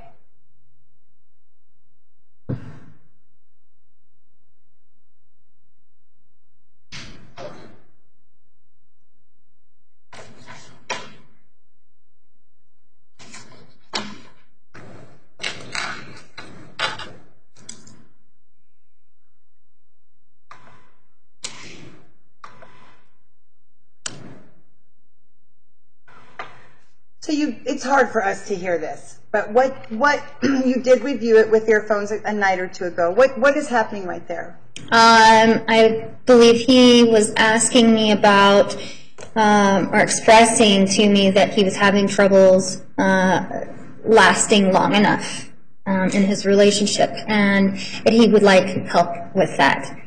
And at this point, I begin to explain, what's causing it. Oftentimes this is, typically what will happen, and we could work on it if you like, or we could work on something else. Okay. And were you pleased that he was looking for information and not just relaxation? Yes. Okay. I was particularly pleased that he was coming to me for help and healing. And that's how I perceived it. And when a man says, I'd like to do better with my partner, how does that make you feel?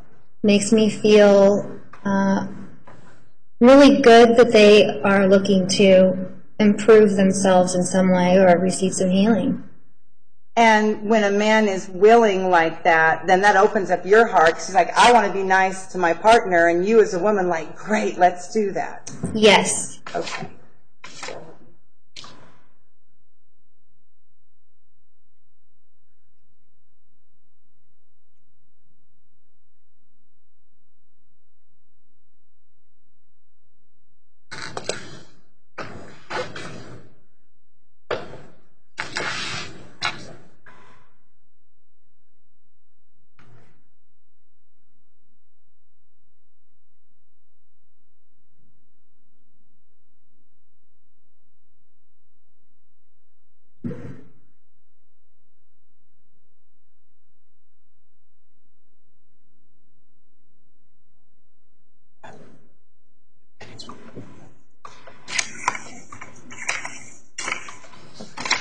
So something that you're offering is not just your actions, but it's also that you're holding space for someone to unburden something that they might not have a way or a place to share. You were allowing Detective Kenny to unburden himself, or that's what you thought was happening. Yes, I Sustained. Could you describe what you thought was happening when he was...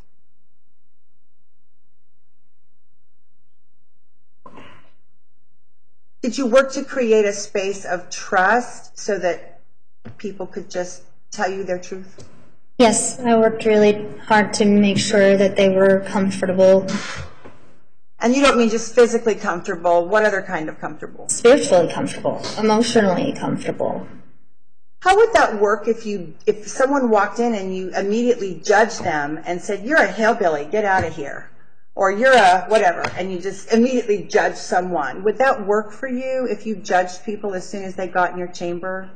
No, that would not. The vibrations, the energy would be all off. You couldn't help people if you were judging them?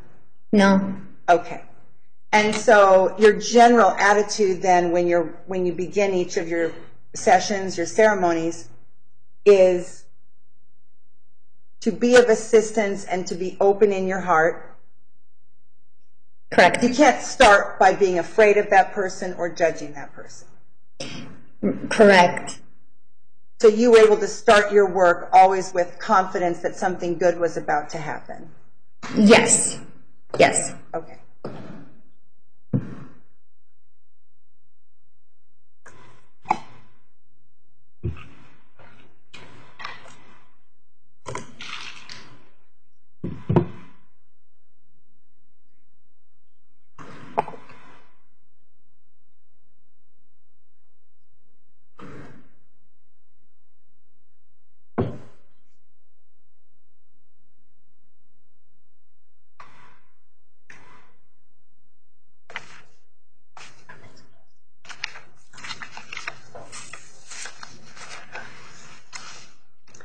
Can you tell what you had talked about, that he needed help maybe lasting longer with a partner, and then what was that part right there?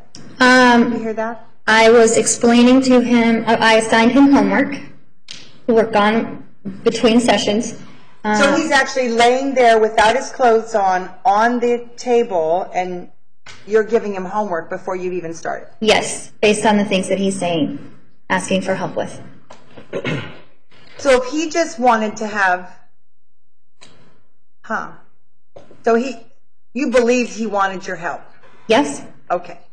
What was the homework? Do you mind? Do you remember? My homework was to send him home to do Kegel exercises, which is basically using the muscle that it takes to stop the stream of urine as you're using the restroom, and just stopping and starting. That muscle needs to be really strong in order to be able to last longer, in order to be able to, and it's not something that's going to happen overnight. So it was important to assign that homework. And did you ever have any seekers who actually did the homework and got results? Yes. So was he covered? And I know he was trying to act like a regular seeker or a regular client, and I'm going to use your language because you were working at your home.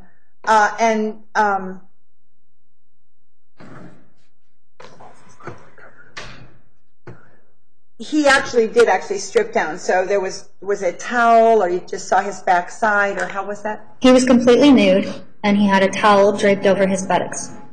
Okay, so he wasn't nude. He had a towel. Yes, he had a towel on. Okay.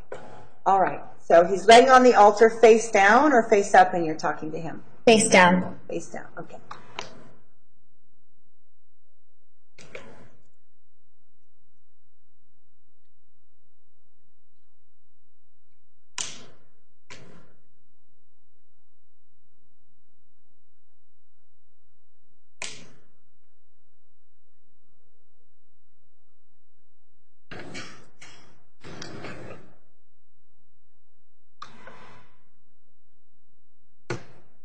Did you feel he was genuinely listening and learning at that point? I sure did. Okay.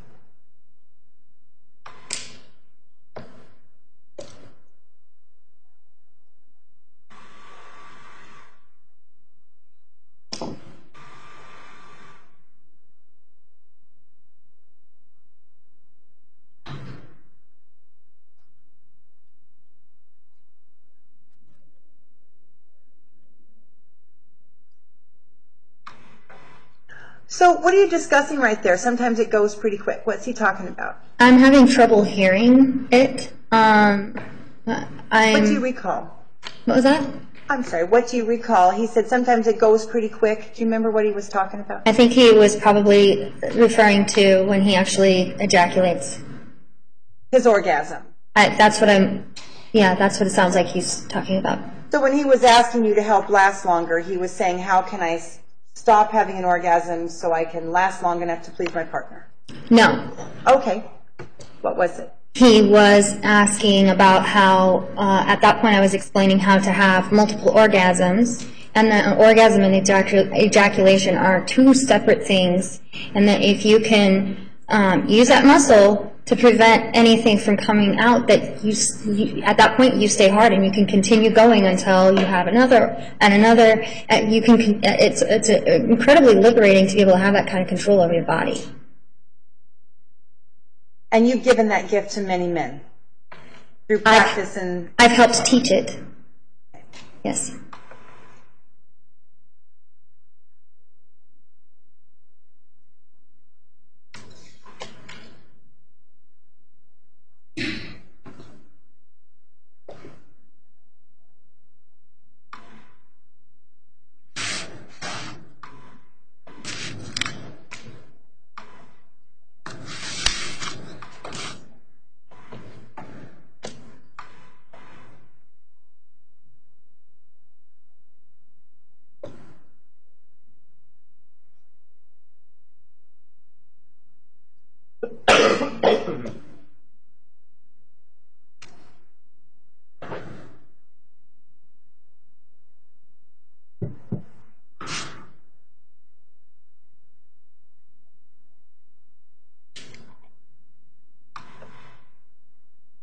We could just do a quick flashback. When you worked at the massage parlor, were you giving these kinds of teachings? No.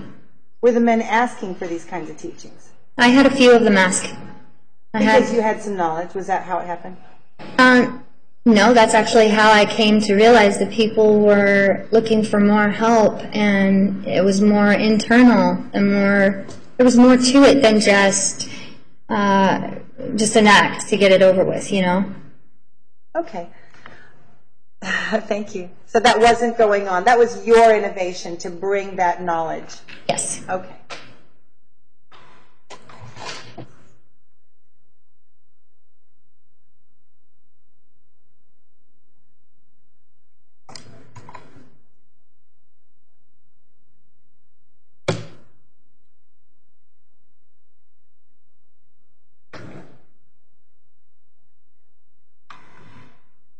So there's a mention made by you. Actually, you brought it up first. It sounded like you were mentioning the temple. Yes. Why did you bring it up? He was asking me if I had any special training. It sounded like he was kind of impressed with my knowledge, and then he asked if I had any special training and where I had gotten the training from. And that's when I brought up not just the Phoenix Goddess Temple, but also the New School of Erotic Touch. to begin to reference, hey, this is real in other places, let me share some sources with you. Yes. Okay.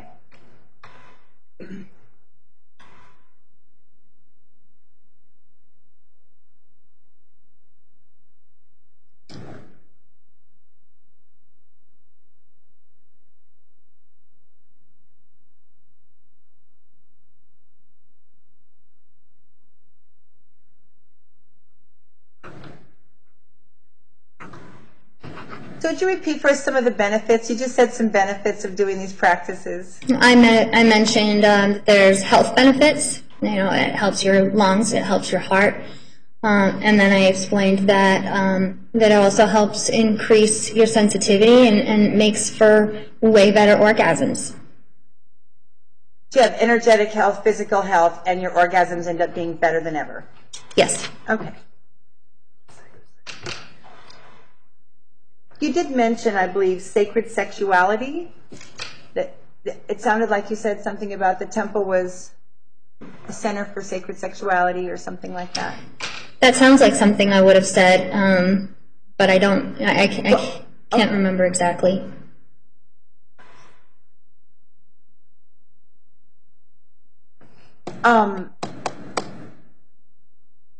Would you help us, because the state's saying sexual and the temple folk are saying sacred sexuality, what is the difference between sexual and sacred sexual in whatever you'd like to address with that? Sexual is, it really pertains to just an act that two people can do, and it's really just limited to the physical plane. When you're talking about sacred sexuality, now you're opening the door to all the spiritual aspects and benefits that come along with it. So, you know, you're not just working with the sexual energy, but you're also working with all of your chakras and moving the energy, and you're working with the kundalini, and there's just so many more aspects, so many different planes that you're working with at that point. So, I mean, there's an incredible difference between the two. One can feel extremely empty, while the other one is extremely fulfilling.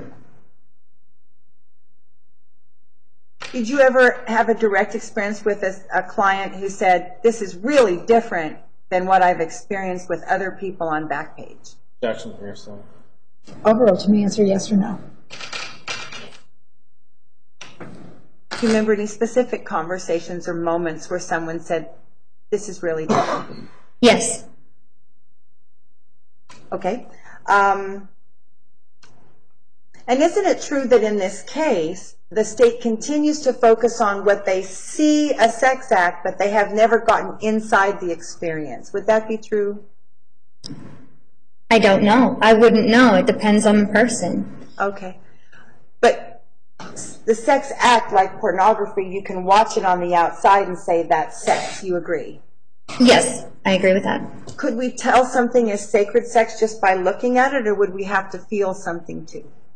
You would have to feel something too. There are certain things I would say, you know, I've seen a few depictions of it made, but it still doesn't really embody the experience of it. And it really takes practice, and it takes a lot of self-control.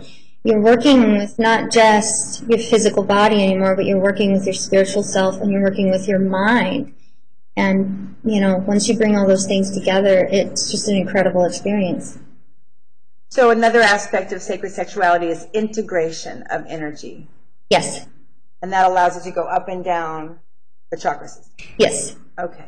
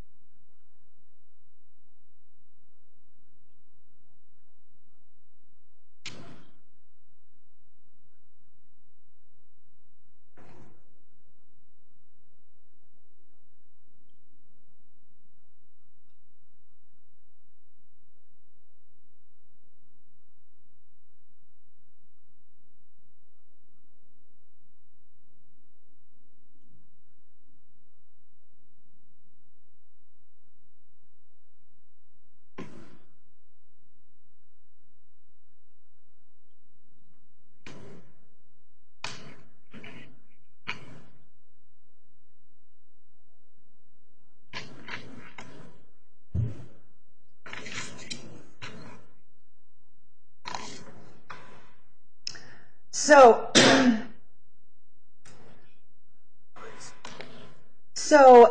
you had for a time looked online in books for this information. Yes. And you're like, oh my gosh, there's an actual place doing this here in Arizona. Yes. And so really, did you feel you were like sending them to a really good business, or did you feel you were making a referral to a spiritual resource? Or why did you send this? Why did you tell this man who's there to see you, you should check out the Phoenix Goddess Temple? He was asking me if one was better than the other. And I said, truthfully, it doesn't matter. You know, whatever's more convenient for you, whatever's best for you. You know, a lot of times we are led by our gut instinct to find the vibrational match for what it is that we're putting out into the energy or into the universe. And so when I say, you know, whatever's best for you, it really leaves him in a place of, okay, now I can follow whatever I'm being led to do. I don't feel threatened. I'm really about you, what's best for you. Would that have been a common experience at the massage parlor for one of the ladies, the providers of Central Massage, to say, yeah, you should go over to the one down the street, they're really good over there too? Did you ever hear women send their customers to another place? Jackson Foundation. Overall, do you answer yes or no? Can you repeat the question? Well, I was trying to make a contrast between a Central Massage parlor and this attitude of temple. And when you were at the massage parlor, did you ever hear any of the women saying, oh, go to this other place down the street, it's really good too? No. Were the women actually a little territorial about their customers? Yes. At times? What does that mean? I know of this, but what is that, being territorial about a customer like that? Well, because they are really absorbed in the aspect of the income, the money part of things, and I don't think that they really, you know, I'm not them, so I don't know, but based on the way that I perceived things, they did not seem to really care about the well-being of their customers. They were just like, get them in, get them out, who cares?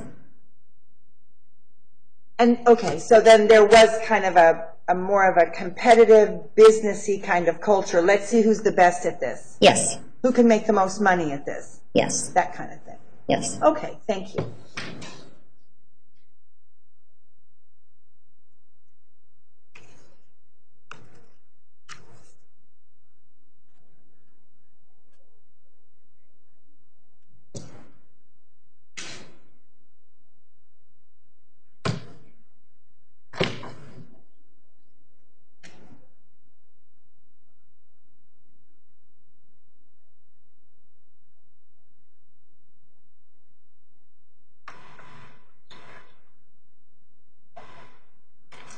And it sounded like you did actually attend some of the new school, erotic school courses? In actuality, there is no courses. There's not even a degree or anything that you can get from there.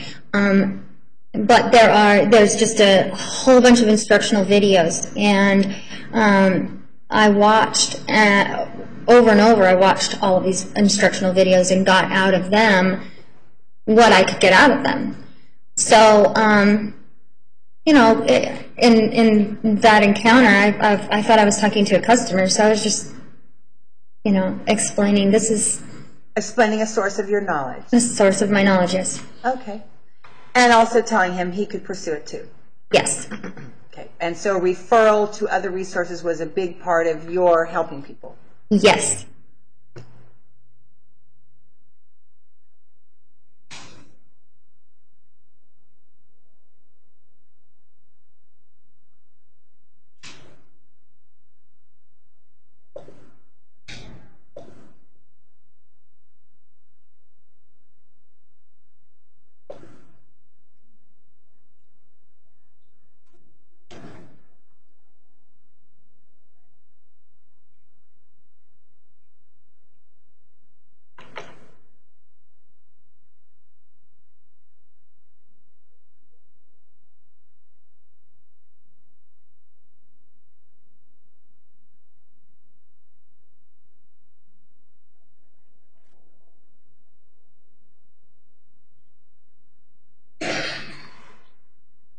Did you understand what he was saying? It's one-sided? Yes. What? Could you explain that? He was still coming from the pretty common mindset that, you know, you're not getting anything out of this either. You're not getting an orgasm. You're not engaged in this. So why is this so one-sided? And yeah, it's hard to hear, but I said absolutely, I'm getting something out of this too. There's a huge energy exchange going on. So just from knowing that I'm helping somebody, there's just an amazing upliftment that I'm getting out of it. That felt very different than a private dance. Oh, very different. At the club. Yes.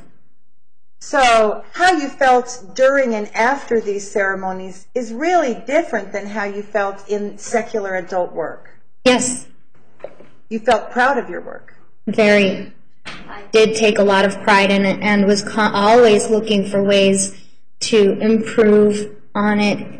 I took the attitude that you're never done learning. This is an adventure, and to have fun with it. Okay, thank you. I think so too.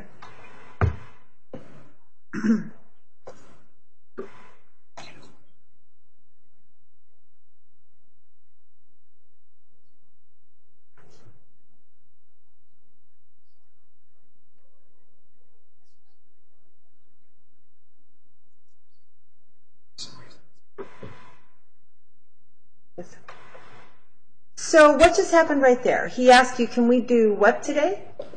I think he was referring to wanting to work on lasting longer. So I said, of course, we can work on this today. We don't have to wait till next time. This is... Yeah, okay. Okay. Did he actually use the word orgasm or erection or anything like that, or did he just kind of imply? What did he say about it? I am not sure. I don't remember the exact words that he used. But he was talking about lasting longer, and would you help him today with that? Yes. Okay.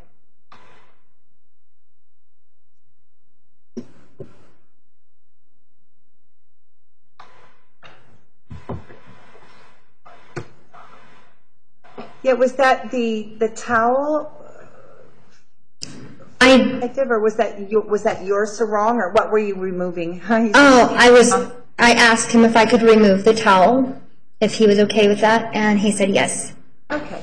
And why did you remove the towel? Is there a reason you don't do the ceremony with the towel? Because oftentimes I'll do a lot of massage work on different muscle groups, and the glutes are a real big, that's the biggest muscle in your whole body. And so by asking to remove, if they want me to remove the towel, I was referring to, would you like me to work on your glutes? Yeah. Okay. And so at this point, the officer's on the table, face down, your customer, and he is talking about lasting longer, which sort of implies that he may go to the edge, I guess. I mean, I thought it sounded like he was trying to talk about his orgasm with you. Is that true? Was he just talking about lasting longer? I think that he was talking about lasting longer. I know that he was referring to orgasm. I know that that's, in sacred sexuality, that was the context of our conversation.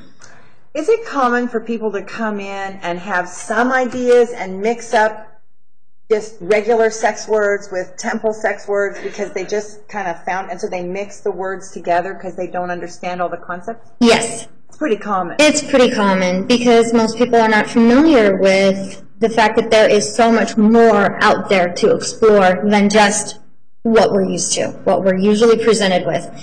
So when they come in and they hear different terminology, they hear it and they equate it to certain things, but that's not necessarily, and as they continue to do work, that's when things open up and they realize, whoa, this is what that meant, not what I was assuming before.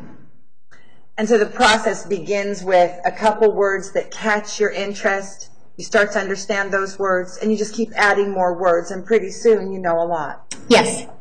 So the temple was full of people who were at various stages of learning the words.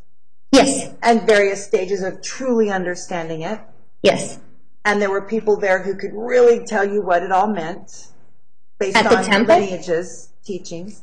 And there were a lot of people who could give you information about a direct experience. Is that true? There were people at temple who had a lot of direct experience with this. Yes. Even though they didn't have a lot of certificates, they were discovering the energy flow in their lives. Yes. And they found ways to teach that and share that. Yes. Okay.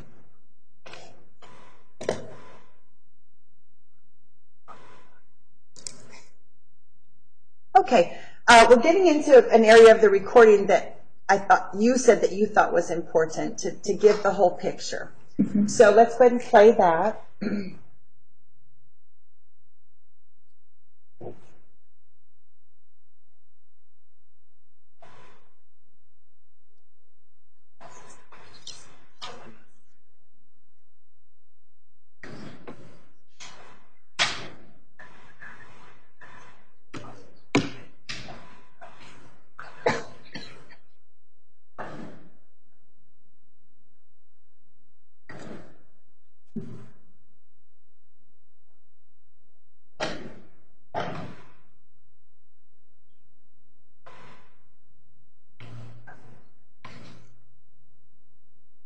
So you did some listening to this. Could you hear what you were asking the detective? You said something about, are you married? Yes. I said, are you married? And he said yes. What was that conversation?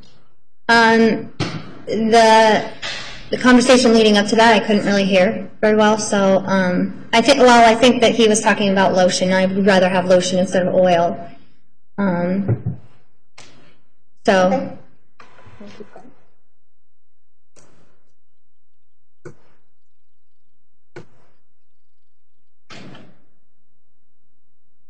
Was that noise resident in your room, your healing room? That little No. tapping? Okay.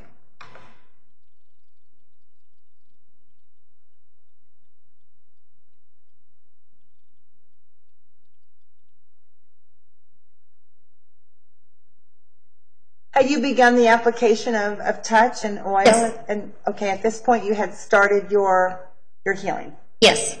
So that's why we have silence. That's why, yes. And so he is without the towel, face down on the table. He mentioned his marriage, and you just think you're in your ceremony and you're going to give someone some help. Yes. And then what happened? I'm waiting for it to happen here. Here. I believe there was some conversation happen for several minutes between me and him.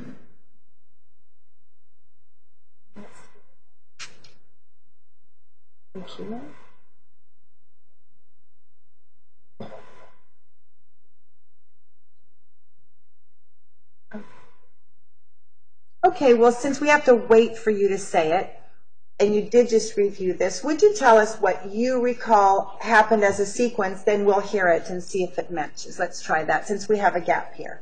Okay. What happens? There's a silence, you're working on him, and then what happens?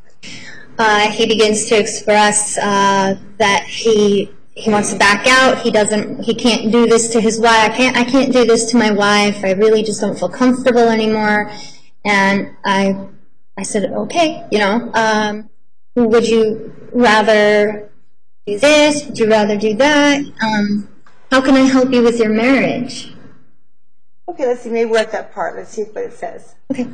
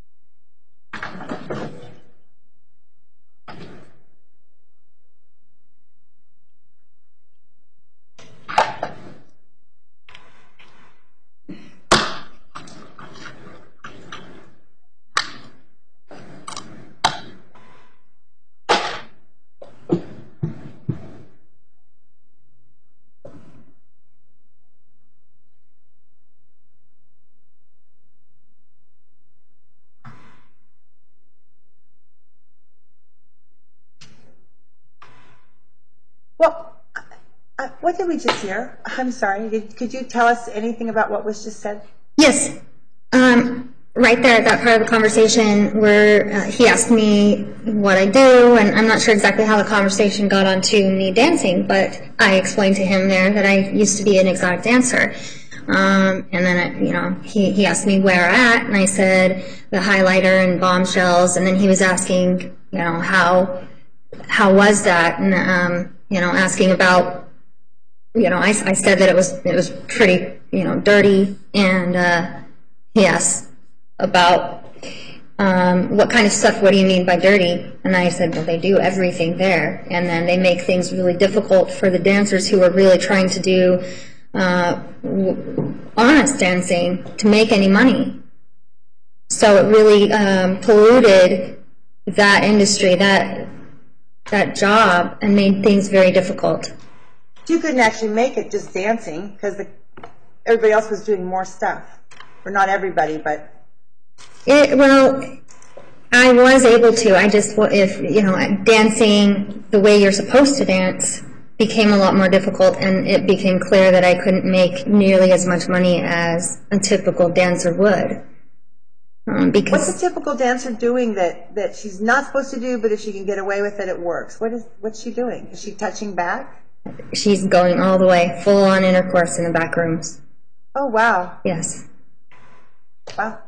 Then we would presume that hands and oral is happening too? Likely, yes. Or connecting lap dances kind of thing? Mm-hmm. Okay. And there was a real feeling, you didn't belong with these women that were just, yeah, I'll do it, just give me the money. You didn't fit there. And that's what I'm expressing here. In the recording, is that that was just something that did not resonate with me, and I was not willing to do that. So. Okay. Mm-hmm.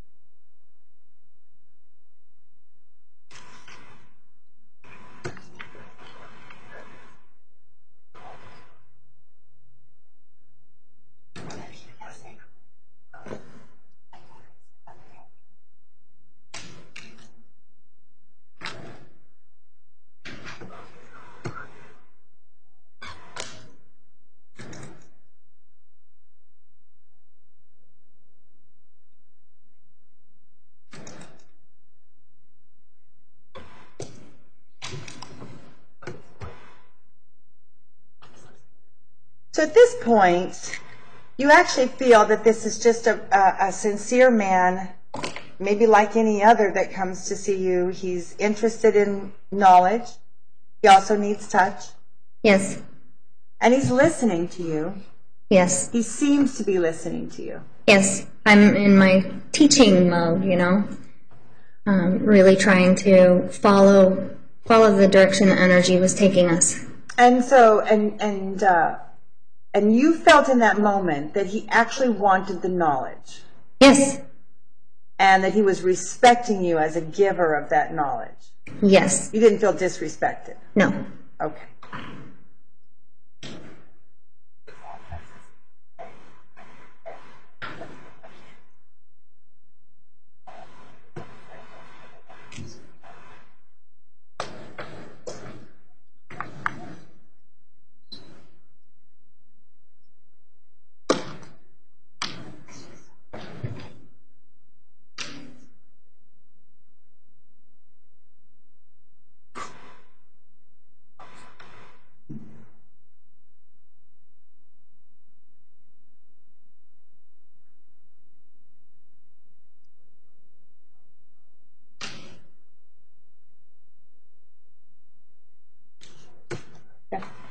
What was happening for $500? You took a class, or? I explained to him that the classes at the New School of Erotic Touch were $500, which in actuality was not true.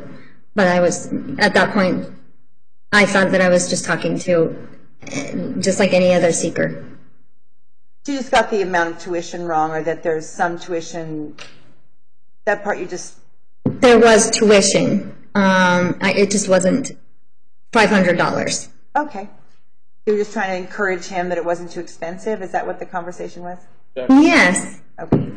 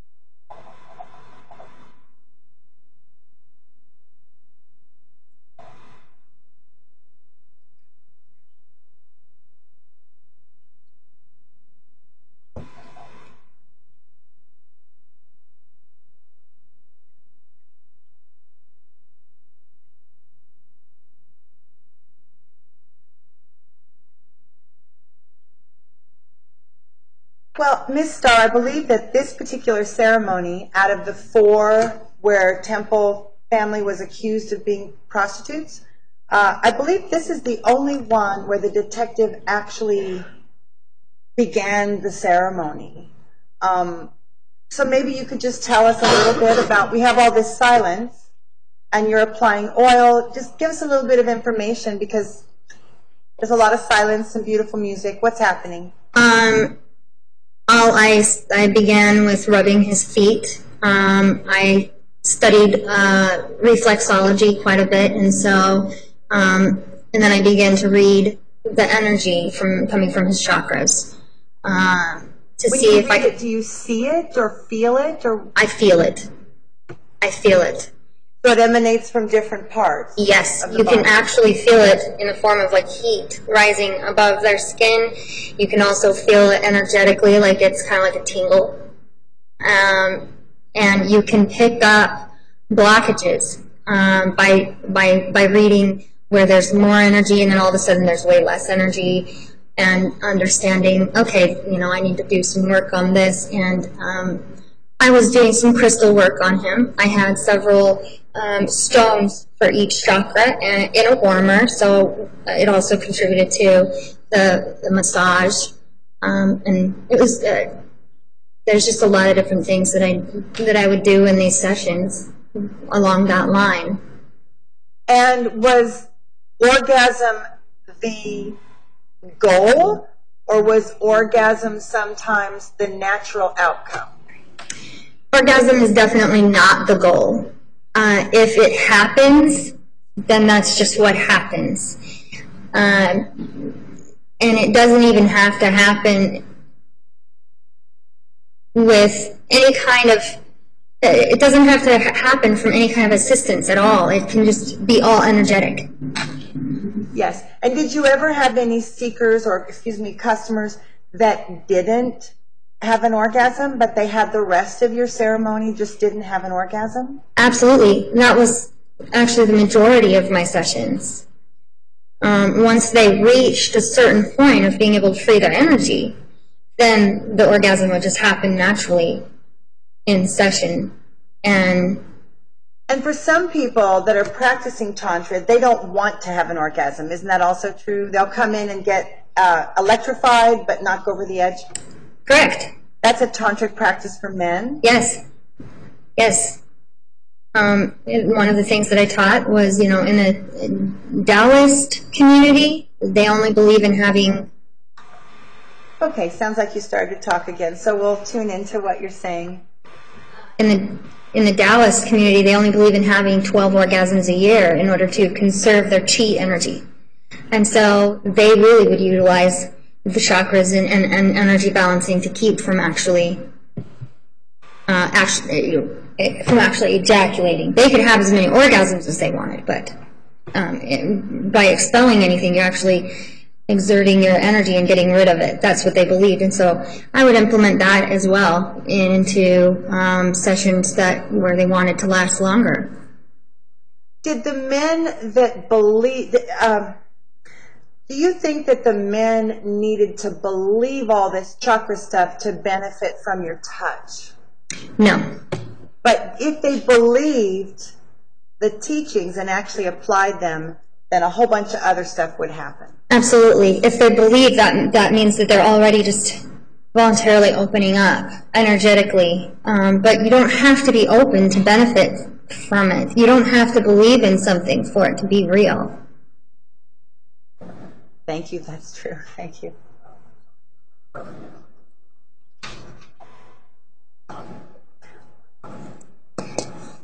So now at this point, you've been doing some touch, and I heard your voice start up, so there's going to be a little conversation here. And Detective Kenny's still face down on your altar. Yes. And but you're touching and talking. Yes.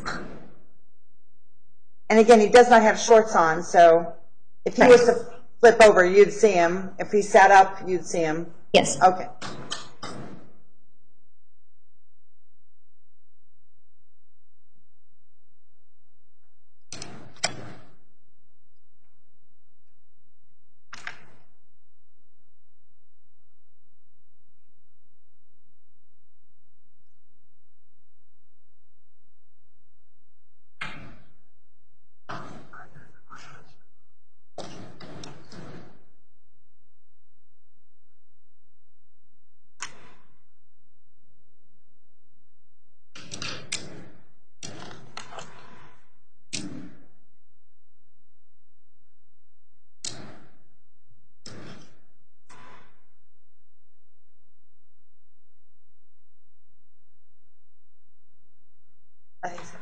Is this where, because I heard you say that's fine.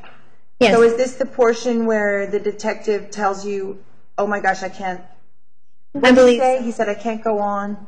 I don't know exactly what it is that he's saying because it's hard to hear, but I believe this is the part where he starts to say, I can't do this to my wife, I can't do this, I can't keep going, I gotta go.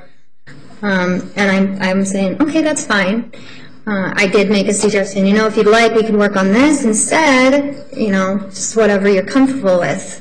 Mm-hmm. And he seemed like he really just wanted to go. So I was like, okay, well, I will go get your money. And you can audibly hear it on the recording. That you offered to give him his money back? Yes, that I would give his money back. Did you actually hand him his money back? Yes, and you can hear it on the recording. Okay. And... okay.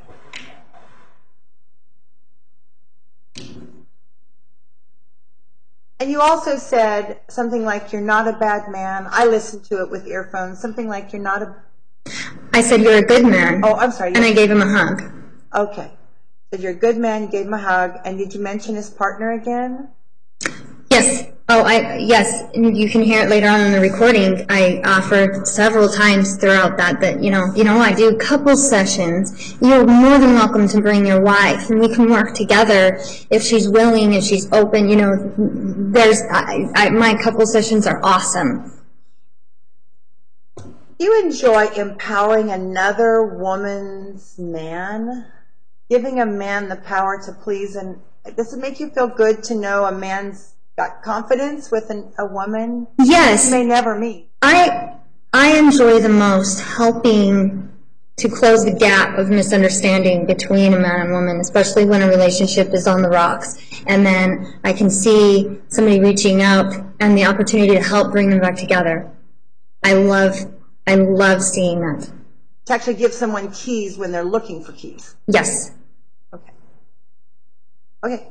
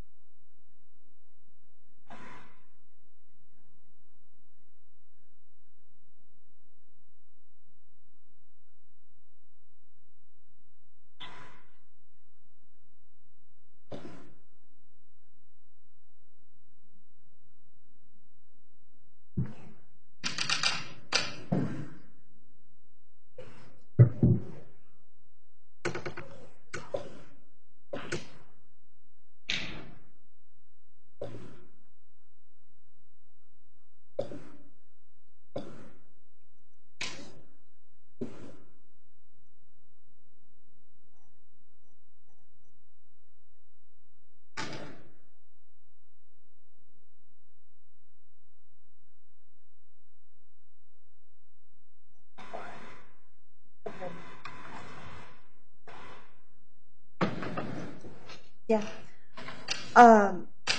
At what point, because we can hear Detective Kenny's voice, now, was this entire time he's face down? No. What happened? He said the part about, I can't do this to my wife, I have to go. Yes, at that point, he got up off the table and acting like he's going to leave. He was completely exposed. I could see his whole body. And I'm making suggestions here, what you just heard, on things that he can do to help strengthen his relationship. I showed him a coupon book of things that you can do, little coupons you can give your lover, things that you can do. Then I also showed him another, it's a fun game. It's got 3 different piles, one for him, one for her, and one for both. And you roll the dice, and these are just fun little massage things you can do with your partner. And I explained to him that you can get these both at Barnes & Noble, and explaining that there's just a whole section of other things to bring into your relationship to help strengthen it. And, you know, I explained some of the particular products that he could get that I liked over the other ones that weren't as good.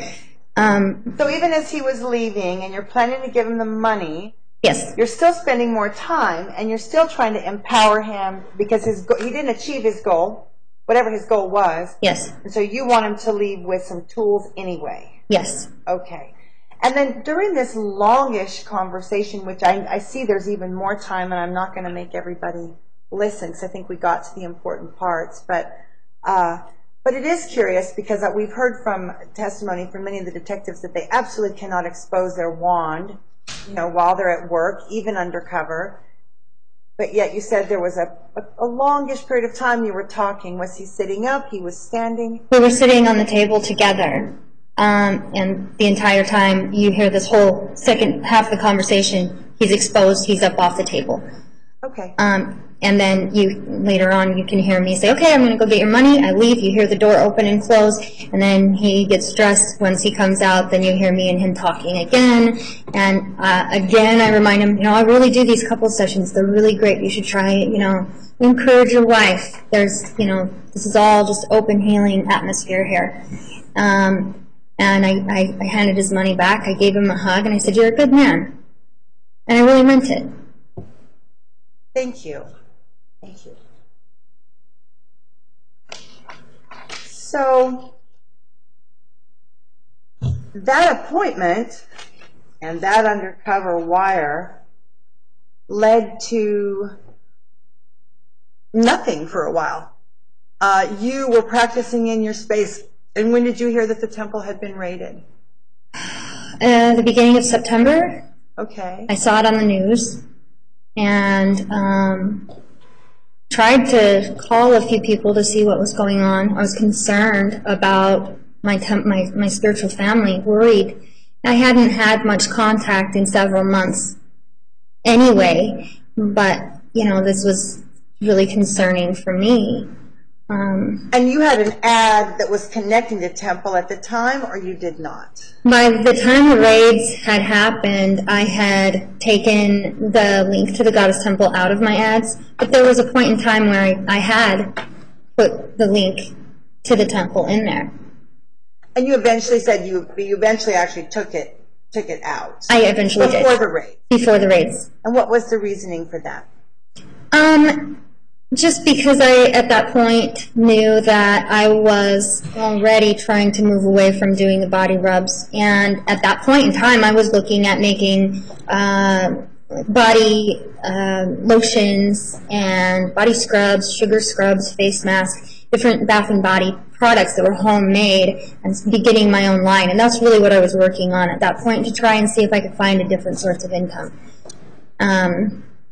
And so the raid happened, you're living your life, you're working on holistic, maybe a little bit more holistic, leaving out the red ray, I don't know.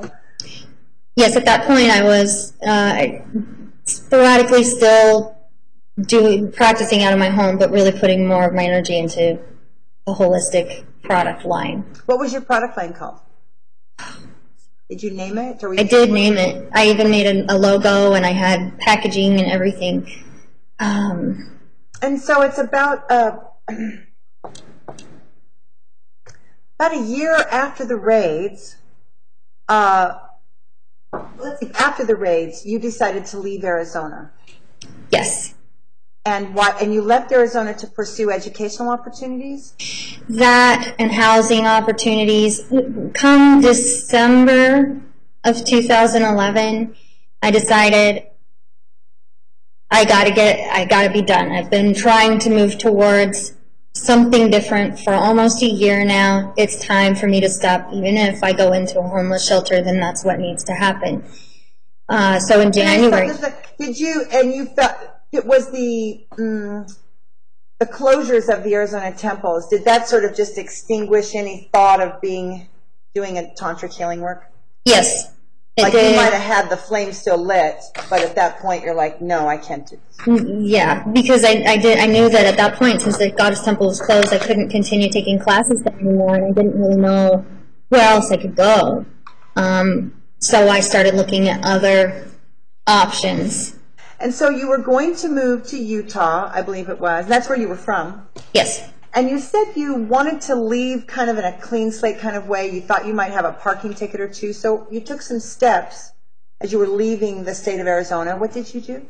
Well, I knew I wanted to make sure that I didn't have any outstanding unpaid tickets or any warrants that could possibly interfere with my future, and I really wanted to just close that chapter.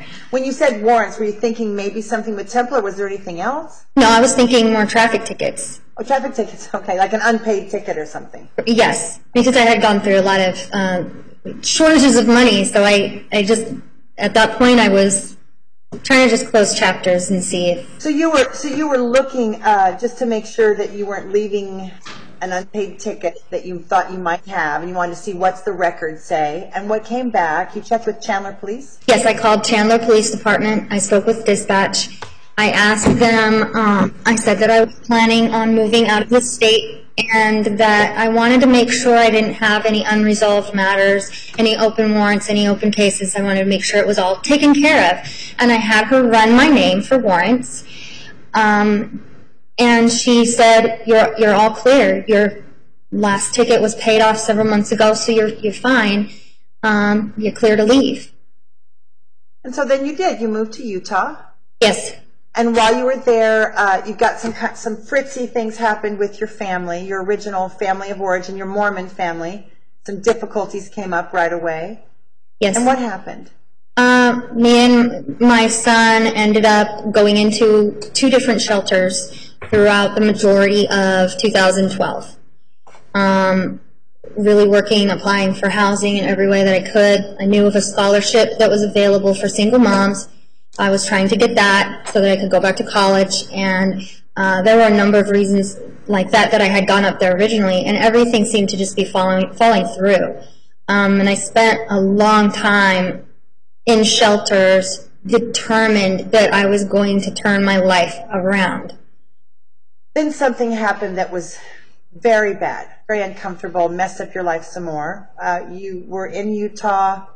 You were at your sister's house when this happened? Nope, me and my sister were on our way home from work 2 days before Christmas. And it was about 1 in the morning, snowing outside. And my sister she was a substance abuser.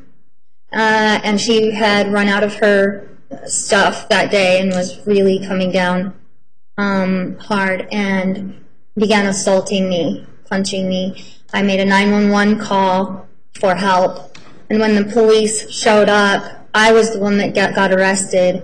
They served a warrant from Arizona on me, and that was when I found out that I had the warrant. And did you know what the warrant was for? Nope, they would not tell me. What did they tell you? We're going to grab you and force you to go to Arizona. What did they tell you? What did you see? Stay irrelevant. Sustained is phrased. Okay. So you were taken into custody in in Utah. Yes. And there was a process. You said while you were in Utah, you did not know what the warrant was about. When did you discover that it had to do with your appointment with Detective Kenny and the temple? I didn't discover that until the second week in January when I was finally extradited to Arizona. So I spent, I believe, 21 days in jail before I was told what my charges were. And that was all in Utah? That was all in Utah. And then you were eventually extradited and went through a series of stops. You came by bus? I was transported in an armored van for most of the way, and then from the last jail, I was transported in a regular patrol car. And then you ended up here, and you saw, what happened then? You came in with this, eventually you found that you had a charge of fugitive of the state or something? That was in Utah. When they handed me the paper with what was supposed to be my charges, all it said was fugitive of state, and my bail was set at $100,000 cash. Really? So you couldn't, do a bond? You actually had to come up with the money? Yes.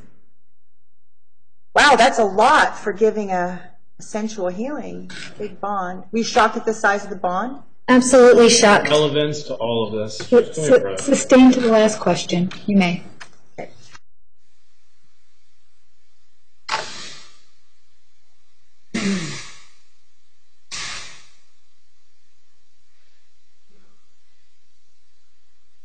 Judge, this is all irrelevant. It's clearly being done to inflame the prejudice of the jury, trying to argue that we're the big bad state that arrested her and gave her this high bond, which, by the way, we had nothing to do with the bond. It was set by the court. So this is irrelevant and it's prejudicial under Rule 403.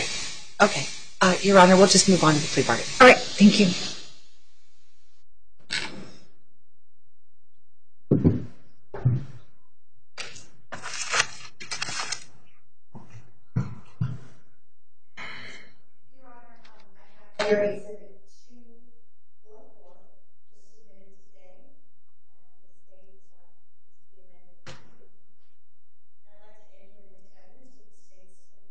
Any objection? No, Judge. 244 is admitted. You may.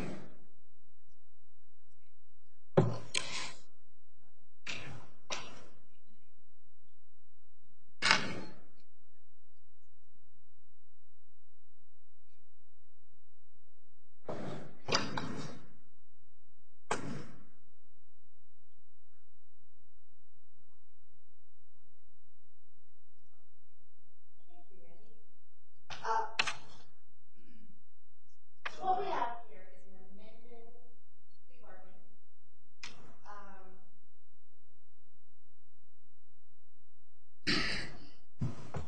What is it that you were charged with? When you're receiving this information, what did they tell you? My original charges were prostitution, employee of a house of prostitution, facility to commit illegal enterprise, conspiracy, and no, that didn't come until the third indictment. There were 5 money laundering charges added. So you had a plea bargain and then it actually got changed before you signed it? Yes, And this is the one you signed? this is the one I signed. This is the one that has money laundering added to it? No, I was told that the very next day, if I did not accept the plea right then, that there were going to be 5 money. Object to hearsay and relevance of this testimony. Sustained to that question. How did you respond to the first offer to settle a plea bargain? You were given a plea offer, I guess, while you were in strikes and so someone, an attorney came in and said, here, you got an offer, you just do this, you're out of it. No. The relevance of this testimony. Overall, the answer will stand.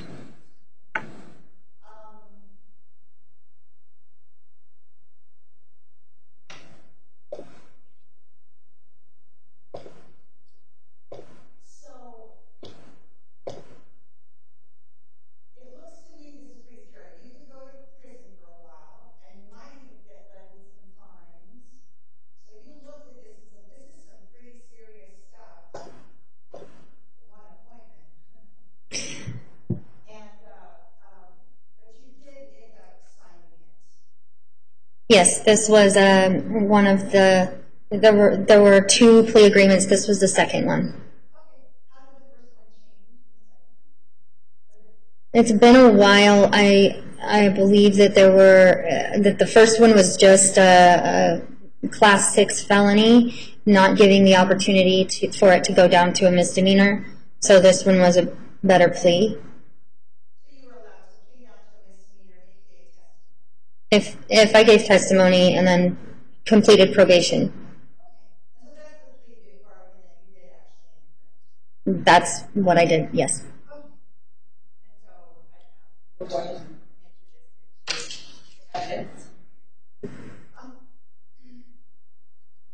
this is hard to understand, but you did lay your hand to this, you did stand in this courtroom and say, yes, I did this. Were you given a chance to tell Judge Stevens your side of it at all, or was it just sort of out of off the table already? Yes and no. My attorney and the prosecutor met with me prior to accepting the plea agreement, and both told me that they recommended I take this plea. Sustained as to what they specifically said. What was your understanding of what they said? That they moved you to sign the second? That if I didn't sign this plea, that I would not get custody of my son back, and that I was looking at 11 years in prison. They would make the charges worse. And was your understanding this was all this was all about the recording that we just heard? Were you gave them on that? Yes. Did they bring you any other charges about appointments that you did at the temple? Not that I know of, no.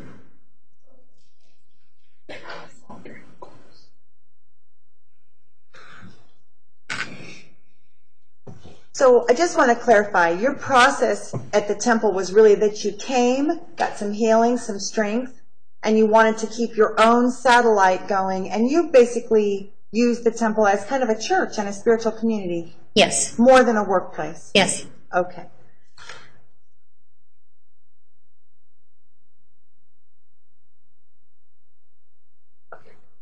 And did you ever, I noticed on one of the papers that you actually provided to me this morning, see if I can find it.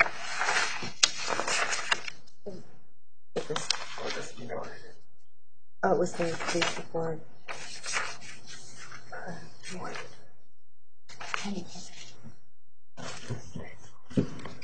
Yeah, I know.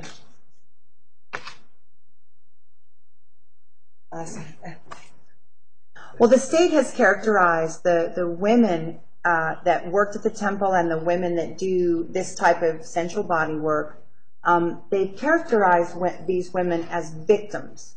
That actually there's been testimony from some leadership in the City of Phoenix Police Department that no woman would ever do any work like this unless she was damaged in some way, that she'd had a bad experience. So I'd like to ask you, had you had damaging experiences before you entered the temple as a woman? Certainly.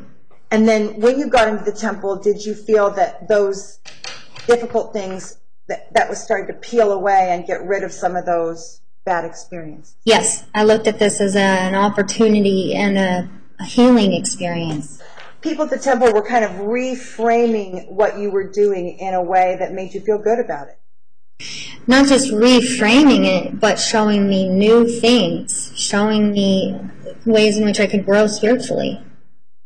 Right, looking at the work from another angle opened up all kinds of things.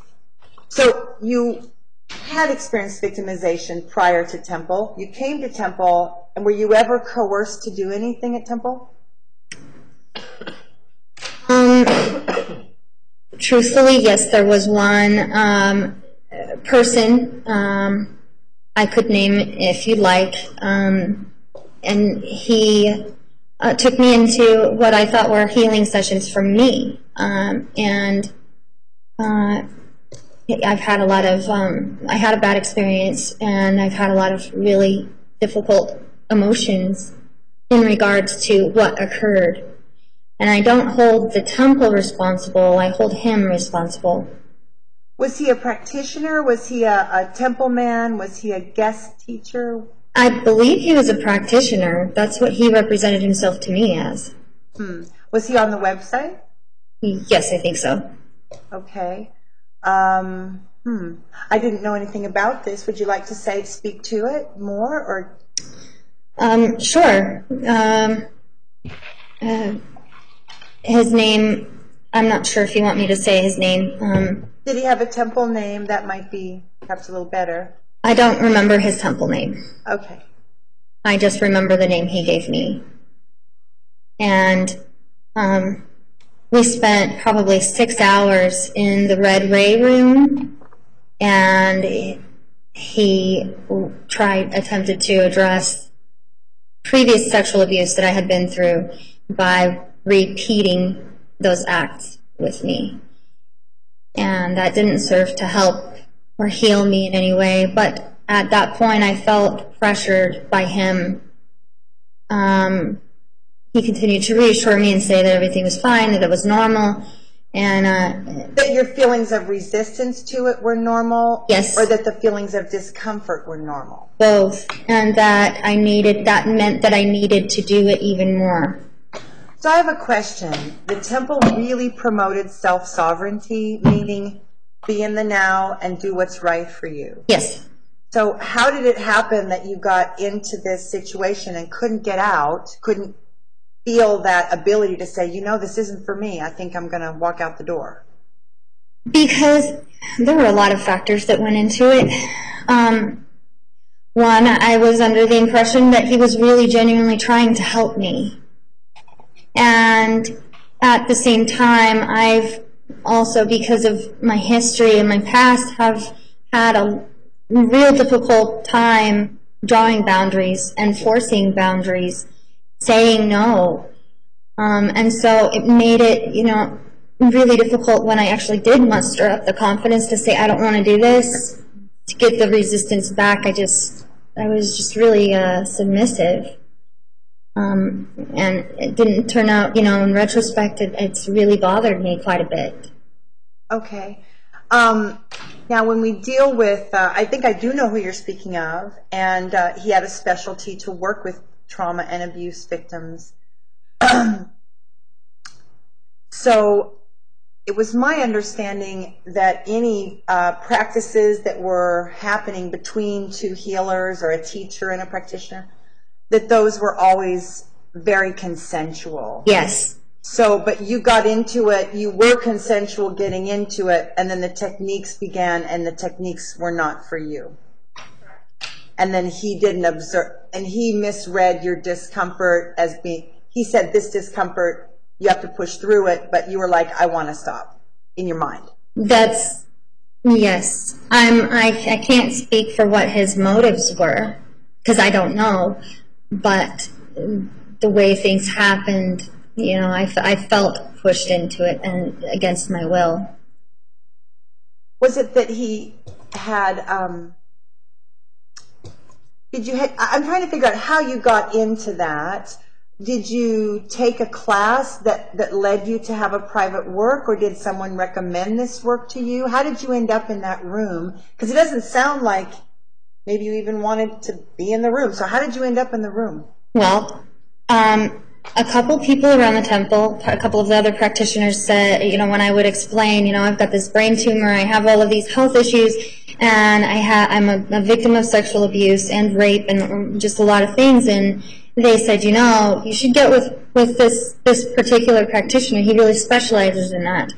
And then he approached me and said, you know, I can help you. I can help you heal and work through that. And I accepted his offer, thinking that I was going to receive a healing and that things were going to go much different than they went. Okay. And so did any of the women actually say, I saw this practitioner and he gave me my life back, he gave me back my body? Did anyone give you a strong recommendation of his work, or was it just more like, hey, that he specializes in that? Or did anyone tell you, I did this and it helped me? I don't remember anybody giving me any testimonials, but I do remember a couple different people saying, you know, he really specializes in this, I think he could help you. Okay. I know that his normal procedure was to have a long conversation before you would ever do anything in the physical. Did you have that long conversation to begin?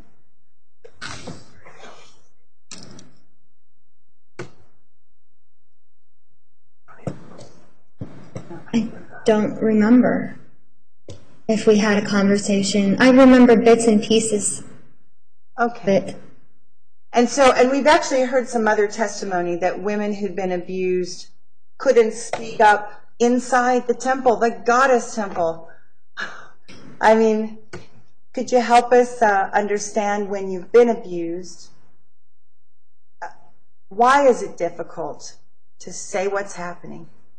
Does it bring shame or something, or does it bring automatically judgment? Or? It does. It brings a lot of fear. I mean, I was very afraid. Oh my gosh, I don't want to make him mad. I don't want to. Here I am in a very vulnerable position, and he could do anything to me, and I don't want to upset him in any way, because just almost like a survival thing. Did you understand that he had also been abused sexually by his family of origin? Did he share that with you? He did. He shared a lot of details with me about that.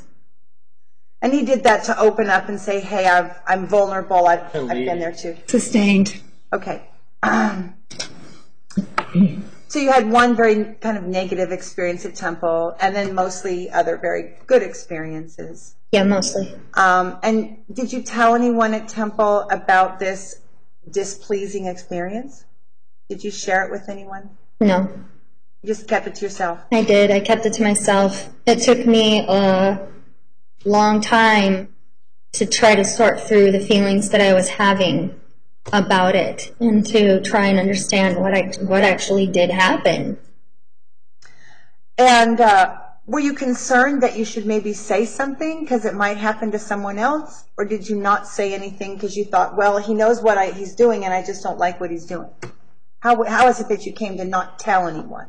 Well, it was. I felt extremely confused and conflicted inside because I believed that he was trying to help me and that he meant well. But at the same time, here I'm having all of these feelings that I didn't understand, and I turned and blamed myself for it. I didn't even realize at that point that I had been assaulted. It might be confusing to you, but it's even more confusing to me. All right, we're going to take the afternoon recess. Ladies and gentlemen, 15 minutes. Please remember the admonition. Ms. Starr, you may step down, please. Thank you.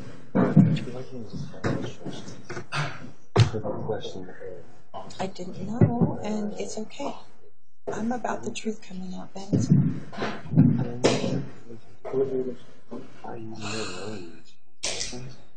Well, I'm asking. I want to put something on the record real fast. I'll come back to that. Sorry. I can do it. It's insane. You know what, Ben? I'm not in my body, and it is hard to do what I'm doing, and I'm listening to her. But you're not. And these women are all using this to say what they want to say. Okay, they're all using this platform to say what they want to say, which I think is pretty good. It's ridiculous, actually. When you use their language. Okay. Record will show the jury has left the courtroom. If I could have everyone's attention for just a moment. Yesterday, at the end of the court day, there was a motion to preclude Dr. McElvena by the state, and there was also a motion to preclude another witness, and I don't remember his name, but he was a teacher. Mr. Cooper, I believe you said he could testify that I was doing outreach and you didn't want him to do philosophy. Okay, so interestingly enough, today the Arizona Supreme Court issued an opinion, State versus Romero, and it relates specifically to expert testimony. I have read the opinion, specifically paragraphs 23 and 24. So I am, on the basis of this opinion, denying the state's motion to preclude. I'm going to allow testimony from Dr. McElvena. However, on a limited basis.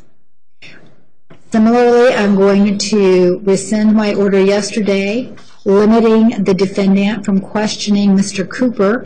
You may inquire on a limited basis about his expert opinion about the definition of what is a religion, but again, it has to be on a very limited basis. Thank you, Your Honor. That's actually the nature. It was a brief. That's exactly what we talk about is religion. Right. And a limited definition, all right? He's going to be, and specifically, I will tell the state, because they're looking at me, what they said in this opinion is expert witnesses may helpfully educate the fact finder about general principles without considering the facts of a particular case. And they go on to talk about the nature of the involvement of the expert goes to the way a juror would give the testimony but would not bar its admission. And in that particular case, similar to what we did in this case, there was a pretrial hearing and the trial court precluded the expert from testifying at all, and the Supreme Court said that was problematic and remanded the case back to the trial court. So it's my position, Judge, notwithstanding that opinion, that Rule 403, any very, very minimal relevance that this witness has, which is I don't think has any relevance personally, is substantially outweighed by the confusion that's going to cause this jury when they have an expert on the stand giving definitions of what a religion is and whether this is a religion or not, and then all of a sudden I didn't give them instructions about say that you don't have to make that decision. Okay, Mr. Sammons, I did not say that this expert can testify about whether or not this is a religion. It's just, as in this case, discussing the testimony of a cold expert regarding what a definition would be, but not relating it back to this particular case. So your expert, Mr. Cooper, would not be able to opine that the Phoenix Goddess Temple was a religion, but you may elicit from him what a definition of a religion is in his opinion. Yes, Your Honor, and I'm happy to share with the state that actually his opinion as a learned man is that no one can define God, no one has done it successfully, and no one has defined successfully, and that actually it's sincerity and consistency with your doctrine that makes something real. Your Honor, I'm sorry. Go ahead, Mr. Leiter. The state's position is that what is going on with Mr. Cooper, Mr. McElvena, can be distinguished from the Romero decision, which focused on the state putting at issue, specifically the state calling an expert to talk about ballistic evidence. Right. The defense wanted to call an expert to say that the practices of the state, specifically tool marking, were not consistent with generally accepted scientific principles. In this case, we are not putting religion at issue. In fact, this court has already ruled that religion is not going to be defense. So I think the state's position is what Ms. Elise is attempting to do is clearly distinguishable from the Romero decision. We'd ask, again, that you preclude the two witnesses already mentioned. Thank you. I think that the jury instructions will address what the jury may consider, but with respect to evaluating the testimony being provided by the defendant, I believe that limited, as I've already explained, very limited testimony from these witnesses will be permitted, but again, very limited. And again, I have reviewed my notes, which I took very detailed notes back on May 2nd, 2014, when Dr. McElvena testified previously. And frankly, Ms. Elise, I don't know exactly what you intend to elicit from him in terms of testimony, but you may want to have Mr. Green review a transcript of that testimony, because I'm really not sure that it will be assisting you in the way that you think it will after Your review. Honor, I do understand, but again, Judge Welty said that my motives of how I came to be and why, or whatever, circumstances, and the truth is that what I do does not operate in a vacuum. There is a sexual culture. There is an absence of strong sex education in this country. There is an absence of a moral compass about what is wholesome and good, proper good sexuality, and what moral compass there is has been defined by men who are afraid of the power of the root. The blood leaves their brain, it goes to the root, they can't think straight, and so they try to control sexuality. And there is no way that Dr. McElvena is the highest ranking Methodist. I was raised Methodist, that's consistent. He also has a long history with the Native American tribes, that's consistent. He also... Well, Ms. Lewis, I don't want to hear all the argument. We're going to take the break at this point. Okay. But I'm just alerting everyone that my ruling is that he is not precluded, but his testimony will be very limited.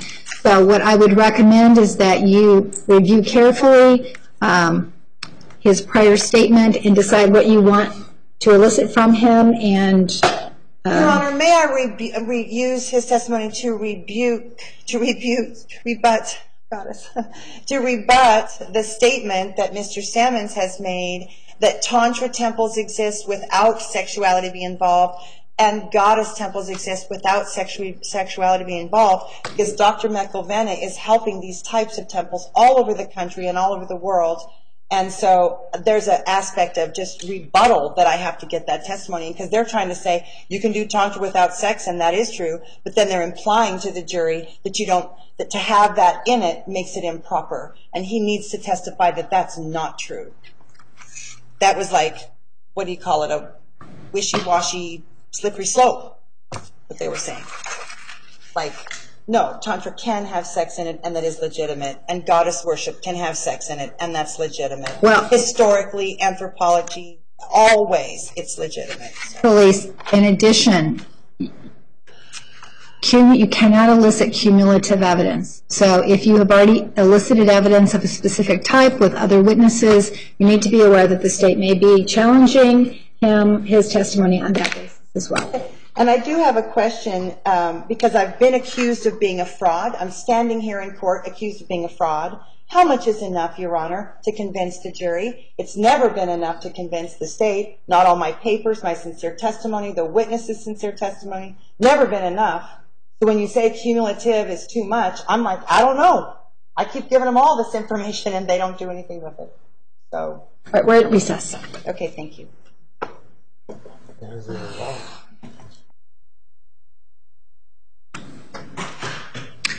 Please be seated. The record will show the presence of the jury, the defendant, and counsel. Ms. Elise, you may continue.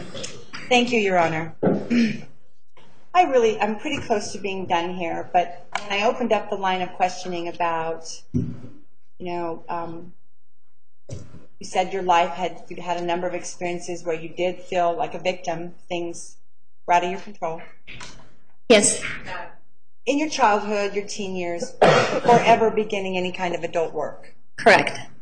And so, just to clarify, the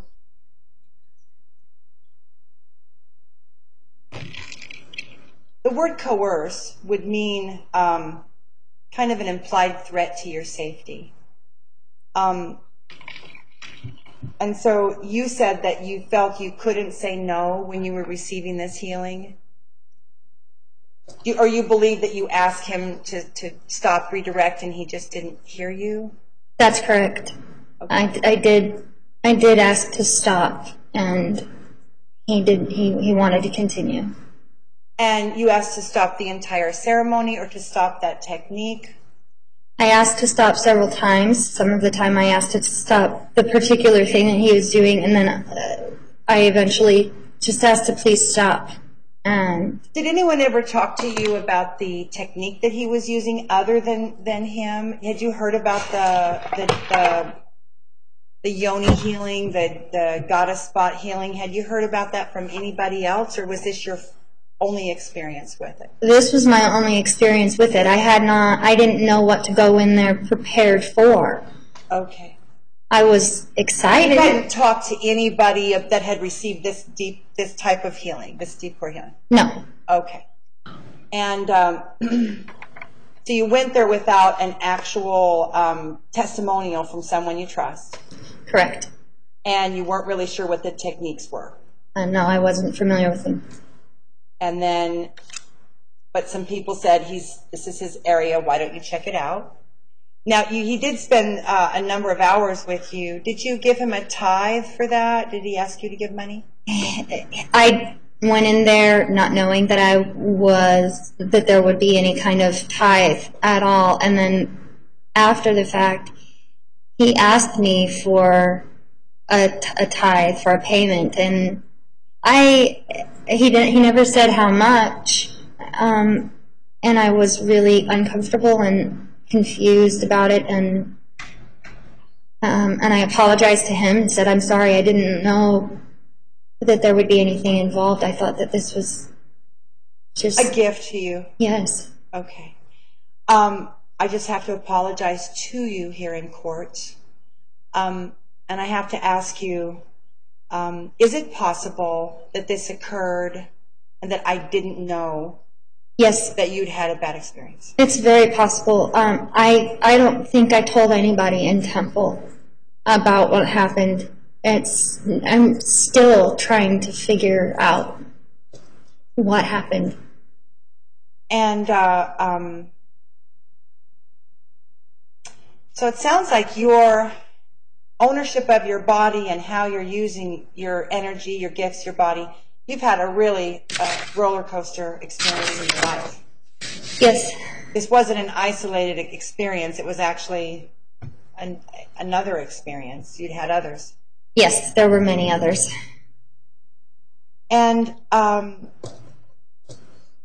did you ever receive any other healings from anybody else? Did anybody else ever, did you do a trade with anyone? Or you had the one healing as a threshold. Did you ever do any other healings with There was only one other time I did where it was two of us, two practitioners in the room. And it was a really awkward session. Well, that wasn't a heal. I was asking if you received healing from anybody. Oh, no.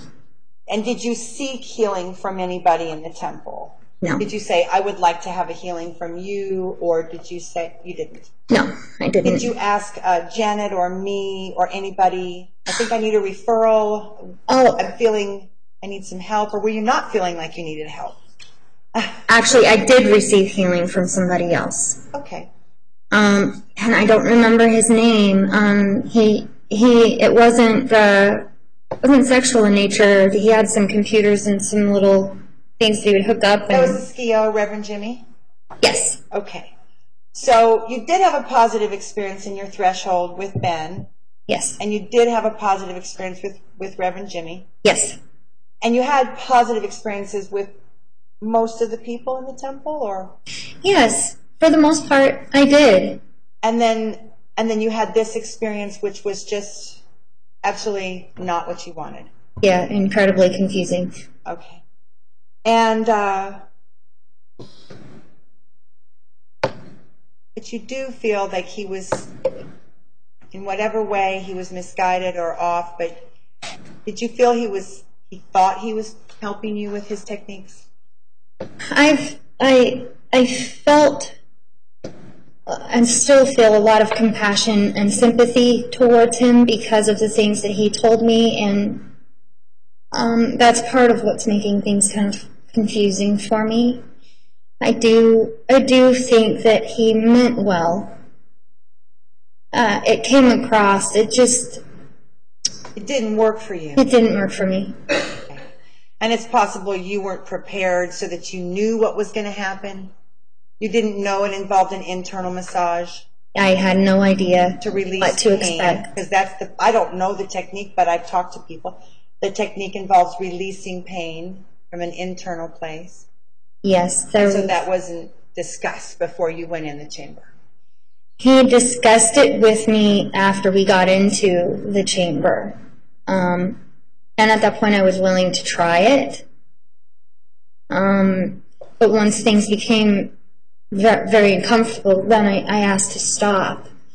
And he said, well, that's all the more reason why you need to keep going, because we're hitting on something that's a trigger. Have you ever had a counseling session? Because you said you've seen other professionals for counseling. Yes. Have you ever had another counseling professional take you into a dark place to see what you remember, or to take you to a dark memory to release it? Have you ever had that technique used before? I have had EMDR sessions where you do recall a traumatizing memory, and then they try to help reprogram your brain, I guess, with the movement of your eyes. Repattern. Yes. They use the word repattern. Yes. Okay. Okay, so it would be fair to say you weren't familiar with the techniques, and no matter what, it wasn't a good match for his techniques and what you wanted and needed. Yes. And then you didn't feel that he heard you. No, I didn't feel that he heard me when I wanted to stop. I'm sorry. And then you didn't tell anyone. No.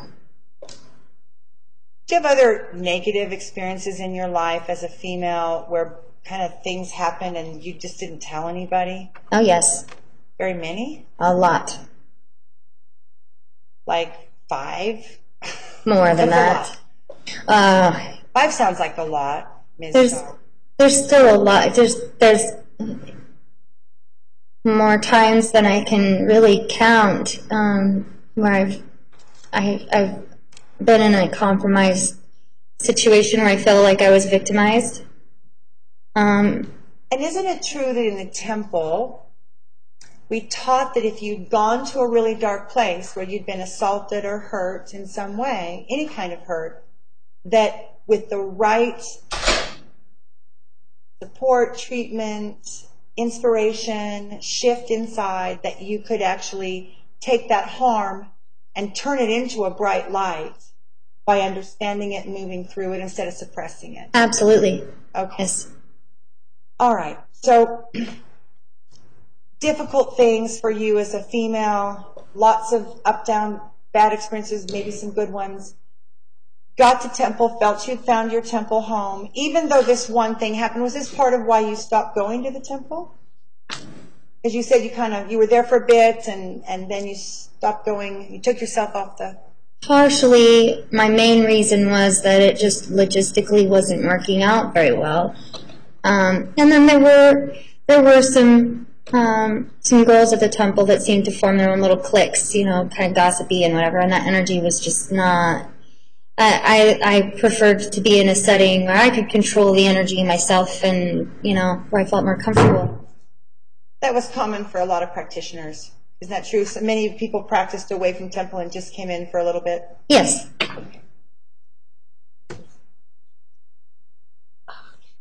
Okay.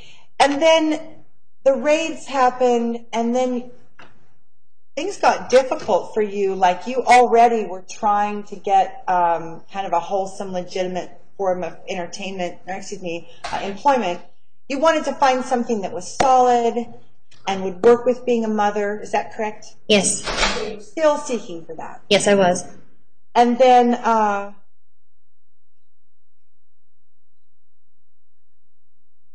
you began to look for work. You're still living in Phoenix. And this case is kind of active, or were you through with this part of it?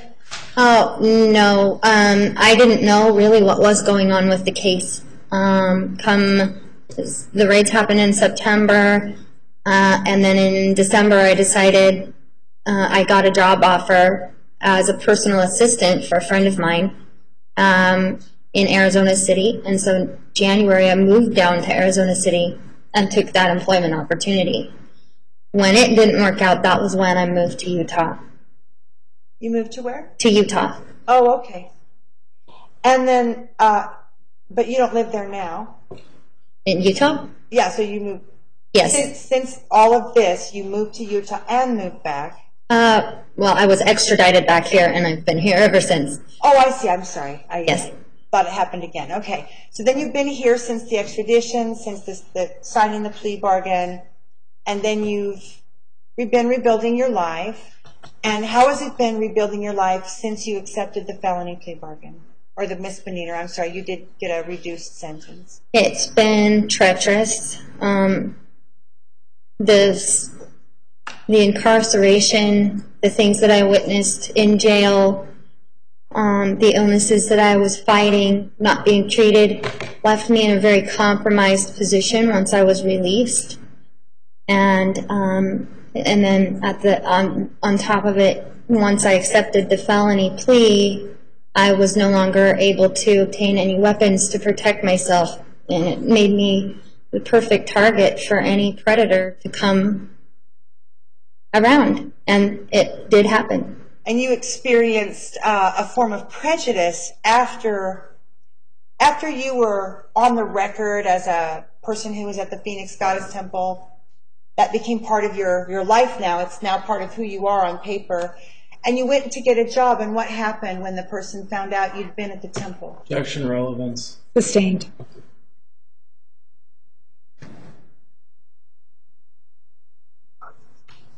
So you're looking for work, you've been released from jail, and then what happened?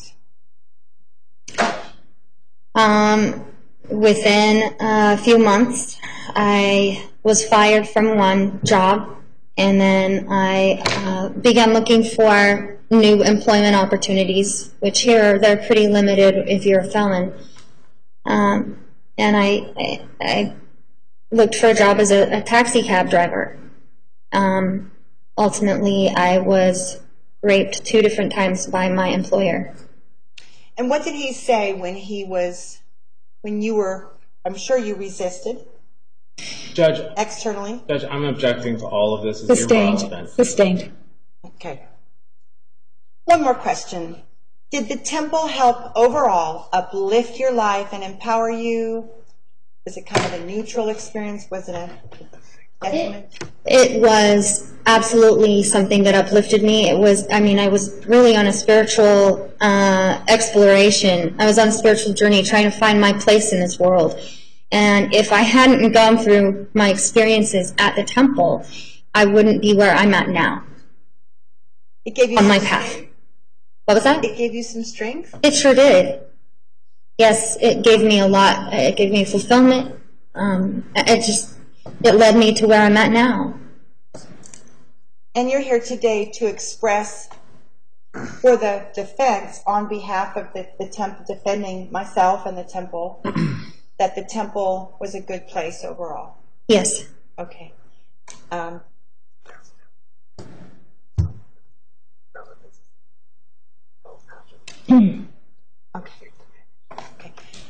And the last piece here, and we'll stop. So your life was climbing and getting better and better. The raids happened, the arrest happened, the extradition being brought back. And you had these difficulties at the taxi cab company. So the state characterizes that every single person that does sex work is a victim and that they must be rescued from that. Are you happy the state rescued you from the temple and from the work you were doing? Objection, relevance. Sustained. I believe it's relevant because the state has, they really should produce a Approach.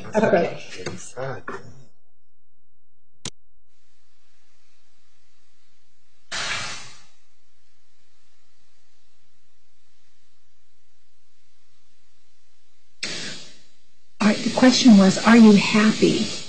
Okay. That that's not relevant. Okay.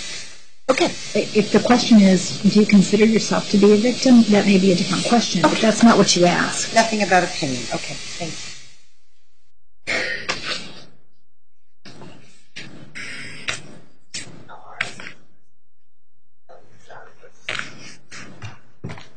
So after all of this happened, would you characterize your life that you're more of a victim after this all happened, or less of a victim after the, I mean, would you consider yourself a victim? Absolutely. Who are you a victim of?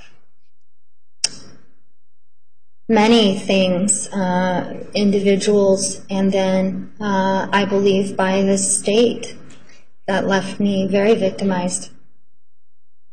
When the state invited you through letters, did they invite you through letters to name that you had been made a victim by people in Temple? Did you get any of those letters, the victim letters? She's misrepresenting things. It's irrelevant. Sustained. Sustained. Do you believe you were giving gifts and making a difference when you were doing your work? Yes. Was it an enjoyable way to make a living? Yes. Did it work for you as a single mother? Yes. Beyond being enjoyable, did you feel you were making a difference in the world for other people? I did. Once I was at the temple and had really found my spiritual niche, then I certainly did. And as a person who's been a victim of sexual abuse and trauma, different things happening that were beyond your control, did your time with Temple people overall restore a sense of, I got this, I'm in control? Did it empower you to be there? Yes, I felt very empowered by being there. I really enjoyed it. Do you think the world needs these temples, this type of work? Sustained. Can I skip that? I'm going to do this something. Okay. Thank you for your testimony, Ms. Starr. And I Thank you. Starr. Cross-examination.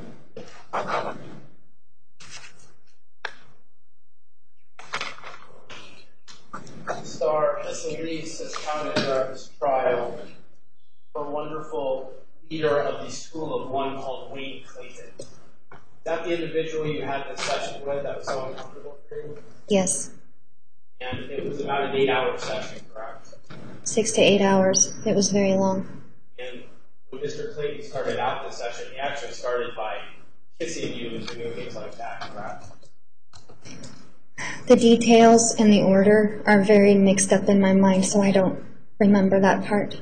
Was there kissing involved during his evening session with you?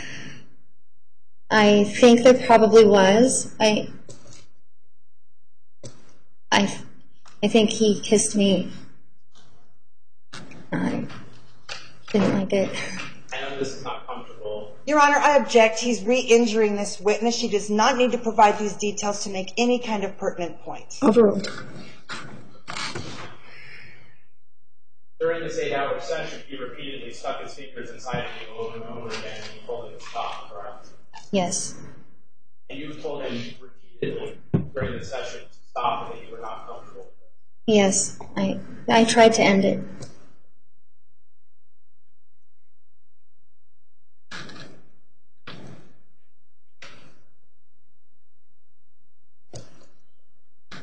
You essentially were raped inside of the temple. There was no intercourse involved.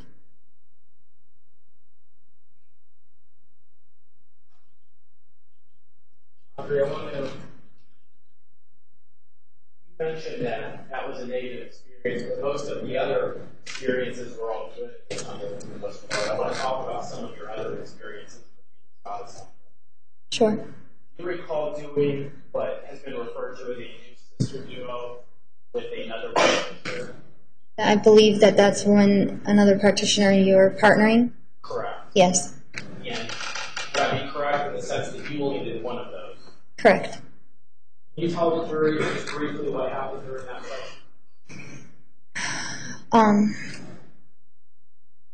memory of it is it was a very awkward situation. She seemed to be criticizing most anything that I did. If I tried to rub his scalp, if I tried to rub his feet, I was getting dirty looks and glares from her. And he was clearly uncomfortable. And I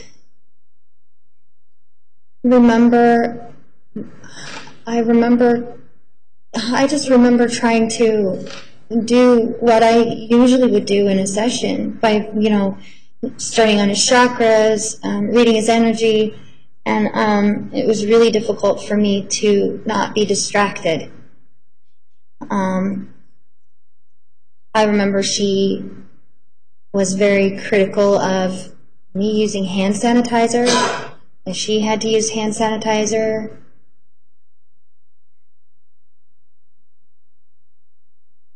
It was just a very uncomfortable experience. I recall at some point she got on top of the speaker, straddled him, and was playing with his feet. I do remember that, yes. She told you that you should do that as well. I think she might have done that, yeah. At some point, this other practitioner you were with, her hands bring him to an orgasm. All that. Yes, that's likely what happened. I'm really fuzzy on that memory. Audrey doing an interview with the police back in April of 2013 about your experiences with God Center. Yes. You told them about some of the stuff we're talking about, correct? Yes. I gave you a chance to review the summary of your statement. Yes, as soon as I walked in the courtroom. At some point, we need to see that to refresh your recollection. Let me know. Okay. I would like to see it, please. About that? Yes. Ago? Sure.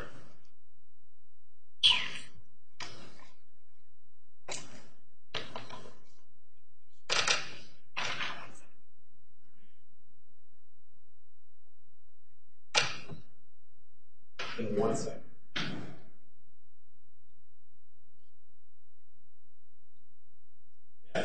You may.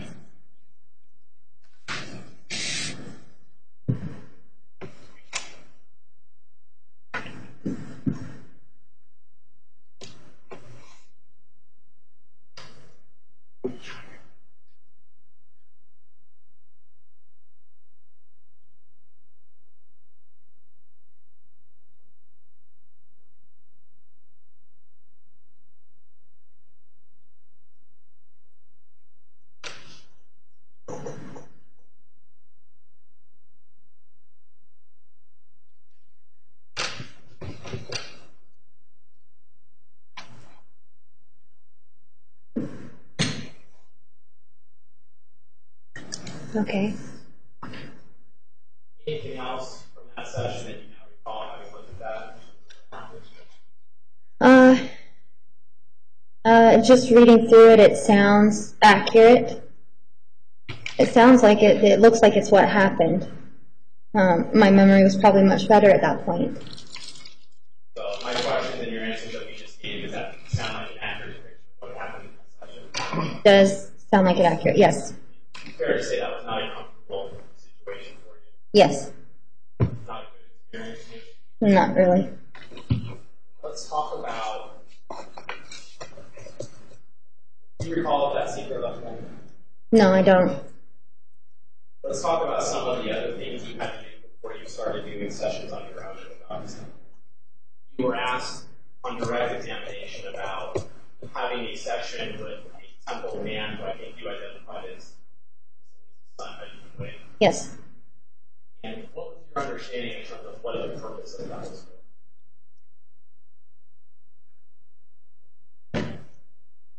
Perhaps to see whether I was able to exchange energy. I'm really guessing. I'm not sure. I don't know. So you had this session with Mr. Wade, you didn't really know what the purpose of it was? That is fair, yes. And you recall the fact that two of you had sexual intercourse during that session? No, I don't recall that. I don't believe we did. Do you recall talking about it during this interview, please? Let me ask you, do you remember telling the officers in the room, the prosecutors, that you had sexual intercourse with Mr. Wade during that session, that he actually didn't teach you anything at all during the session?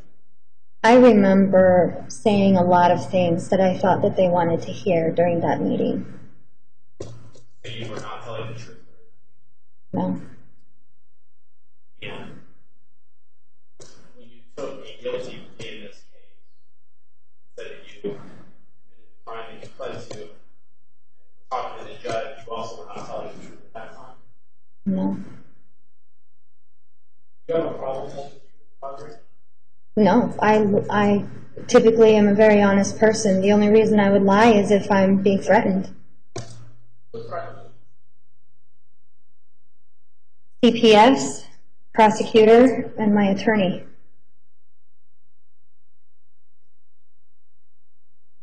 You were threatened with all of these things, so you said things that weren't true. Yes.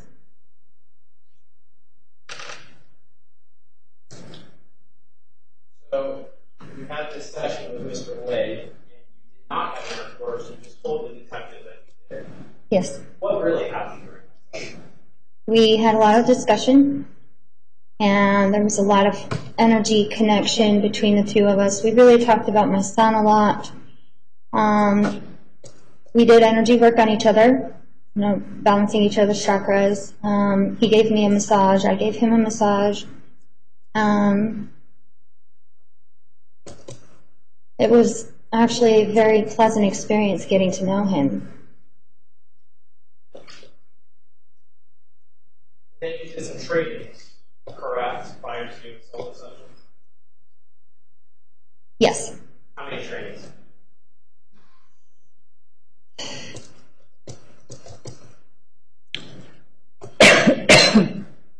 I would guess somewhere between 5 and 10 training classes. As part of that 12-week priestess path, or are these separate classes? This was part of the 12-week priestess path. Other than the priestess path classes, did you take any other separate classes about how to do the sessions? They weren't formal classes. I sat down with a few practitioners, and they taught me different techniques that they use in energy healing. Reiki, I became certified as a Reiki practitioner. So they weren't like set appointments, but yes, I did receive other training. Did you feel that you were ready to start doing solo sessions?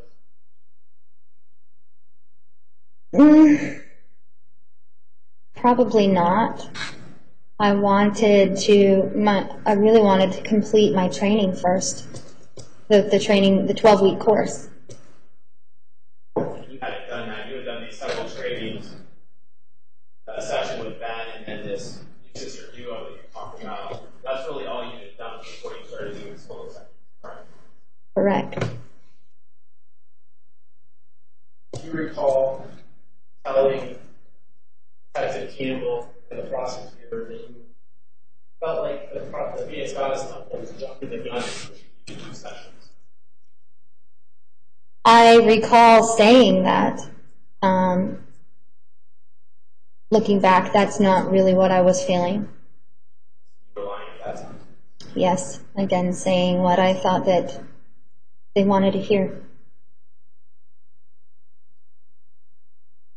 Let's talk a little bit about, we'll come back to the temple, but I want to talk a little bit about some of the stuff you did before the temple. You said that you were a body rub girl at one point, correct? Yes.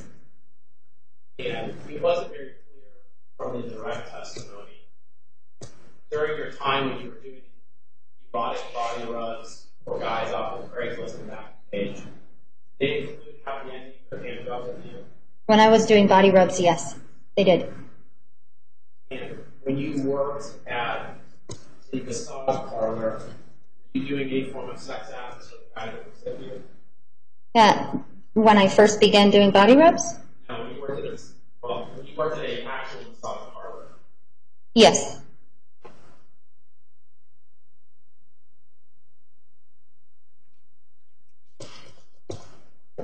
you describe, Audrey, when you first started doing these solo sessions at the temple, I don't know if you remember your first one or not, but when you first started doing that, tell us, Ms. Elise says, I don't understand sacred sexuality and Satanism.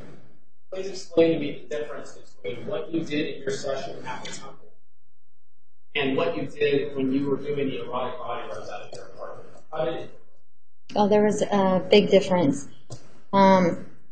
Again, when I was first doing the erotic body rubs, especially in the very beginning when I was working at the body rub parlors, it was just a means to an end, a means to make a living and support my son, and it was just about that. When I began doing the energy work out of my apartment and at the Goddess Temple, there was a huge difference. It was spiritually enlightening, uplifting. There was no obligation for me to do anything sexual. It was more about healing somebody and giving them what they need. And in fact, what was that? Men that came to the temple, we've heard this described as all of these men were beaten. What were you healing? Various things. Some people would come in and say that they had been sexually abused as children. Some people said that they had depression. Some people said that they had problems lasting longer, or they didn't understand their sexual partner or their wife or husband or whoever. They didn't understand why there was such a distance in their love life. They wanted to, some people just came and said, you know, I'd like to have something that I can do that will surprise my partner. There were a lot of reasons. Every single person was different who came through that door. So every man that came through that door had some sort of problem that told you about that you wanted for him? Yes. There was a common issue. A lot of it was that they honestly weren't getting the affection, the love, the touch, the nurturing aspect of things, and that they felt that their relationship had grown cold. And so there was just a lot of pain there. And my job there was to really try and heal that. So if the man's wife wasn't giving him sex at home, you were helping him, healing him by giving him to a court. No. No. If a man was not getting the nurturing, that doesn't require sex at all. Just to be held, just to be touched, just to be caressed. It's more emotional than anything. There was a lot of that. There's a lot of people hurting out there. Let's talk a little bit about some of these healing sessions that you did in the Goddess Temple. You recall doing a session in a water chamber with a seeker who brought laundry to there? Yes. And you took a bath with him in the water chamber? Yes. And you masturbated in front of you while you did that? Yes, I remember that. And left money for you at the end of the session? He left money for the temple at the end of the session, yes. Just so I'm clear, what was he healed of after the end of that session? He was a man who couldn't walk very well, and he didn't have a partner and hadn't had a partner in years. He was hurting quite a bit in his heart chakra. He really needed the love, the tender touch, to snuggle. And as I helped him, you know, he didn't masturbate in front of me until the very end, and that was just kind of a spontaneous thing on his part. And it didn't bother me at all. The session flowed very well. He was a very kind man. You recall doing a session with you described as a very overweight man who wanted to lick you all over and have you touch him? Yes, I remember that. I said that wrong. Wanted you to lick him all over and touch him. Yes, I remember. And that was not something you were very comfortable with. Yes. He also wanted you to give him a prostate massage and have sexual intercourse. Yes. And you were not comfortable with some of that, fair? Yes. Very vulgar. Yes. And how did you react to that? I made an attempt to try and connect with him emotionally. Really tried to have a conversation with him. He made it obvious that he wasn't interested in that. He just wanted to do as many sex acts as he possibly could in that session with me. He was so closed off, I was unable to do anything for him. And ultimately I ended up asking the office if another practitioner might be a better fit for him. You actually went to the office and told Janet that this individual was asking you to do things you were comfortable with, correct? Correct. And Janet made you leave at that point in time? No. I went outside and talked with another healer there. So it's my understanding that she found a different practitioner to go in there and help him. I'm really not sure. I just went outside and talked to somebody else. Do you recall telling the police, Detective Campbell, the prosecutor, that Janet sent Guinevere in, and Guinevere did the session if that's not for him? That was an assumption I made.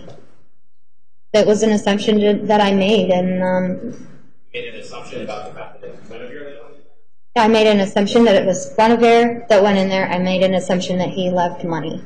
Why would you assume it's Guinevere? Perhaps they might have, Janet or somebody might have mentioned it in passing, like trying to think of somebody else who might be able to help him. I might have drawn that conclusion from a comment that was said. Do you recall telling Detective Campbell, the other detective, that Nicola Hayden, who was Guinevere, gave you some of the money after the session that the secret left? I'm sorry, what was the question? Do you recall telling the detective that Guinevere gave you money after the session that the secret left for her? That sounds like it's possible that it probably happened. And if I did get money, I probably turned around and gave it back to the temple since I owed them money for the classes. How many sessions did you do, solo sessions at the Promise? I can count the times on one, maybe 2 hands. I'm guessing around 6 times total. If the financial record shows that you did 12 sessions, That's a bit of a high number. It's possible.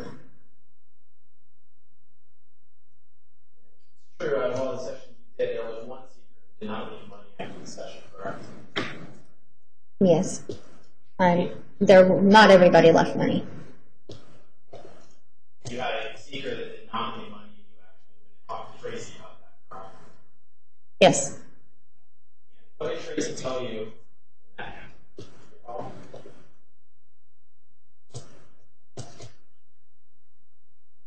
I don't recall. Do you recall her analogizing it to car insurance? It's possible. Yeah. You may.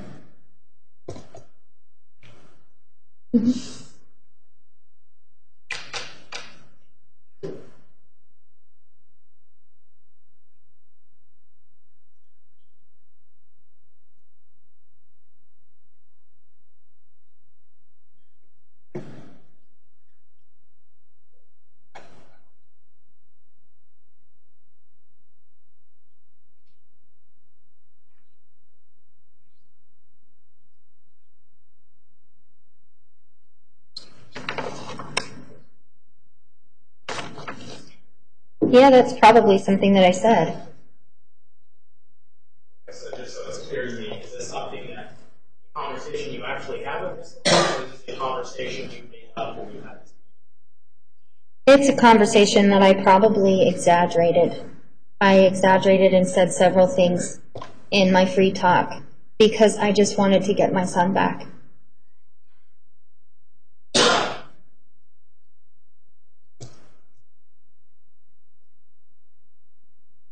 So just so I'm clear, who threatened to take your son? CPS and prosecutor. So if we call the prosecutor as a witness at this trial, because bus at the time, she's going to say that she threatened you to take your child away. If she's telling the truth.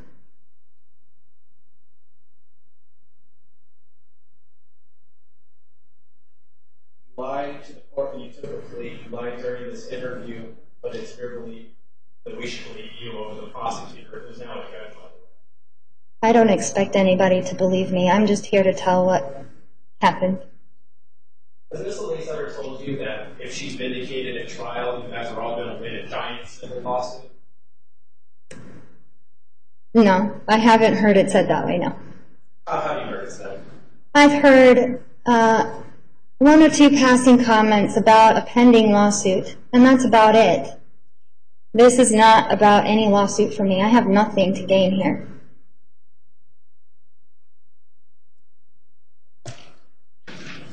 So you said you exaggerated the conversation. How did the conversation actually go with Ms. Elise when you had a secret of It's in Tracy's character to say things, to try and use like parables so that she can help people understand. So I know I probably went and I talked to her, and likely she said something like,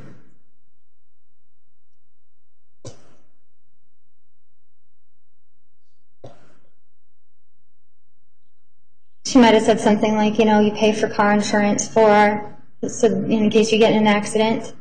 She might have made a reference to car insurance, but I really don't think that this is what she said. I don't want to speculate. I really don't want to say something that didn't actually happen. My memory isn't very clear. Ms. Elise saying anything to you about having a secret that doesn't hide is similar to car insurance, and that's kind of the insurance that you guys don't get busted on?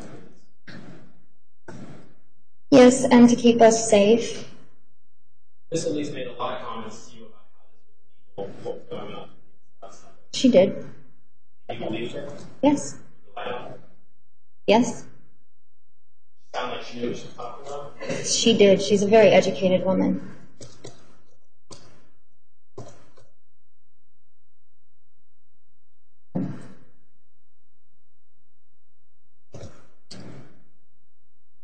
Do you perform any sex acts in any of the sessions that you do?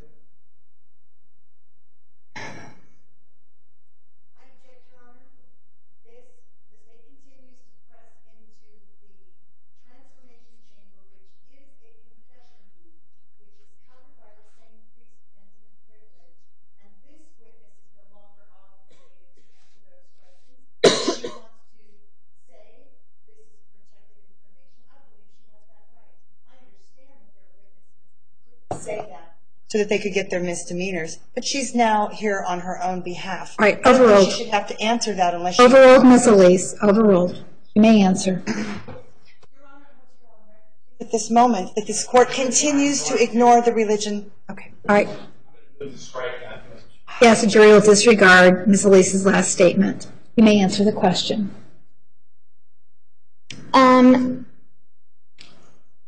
I honestly would say I probably did in a couple.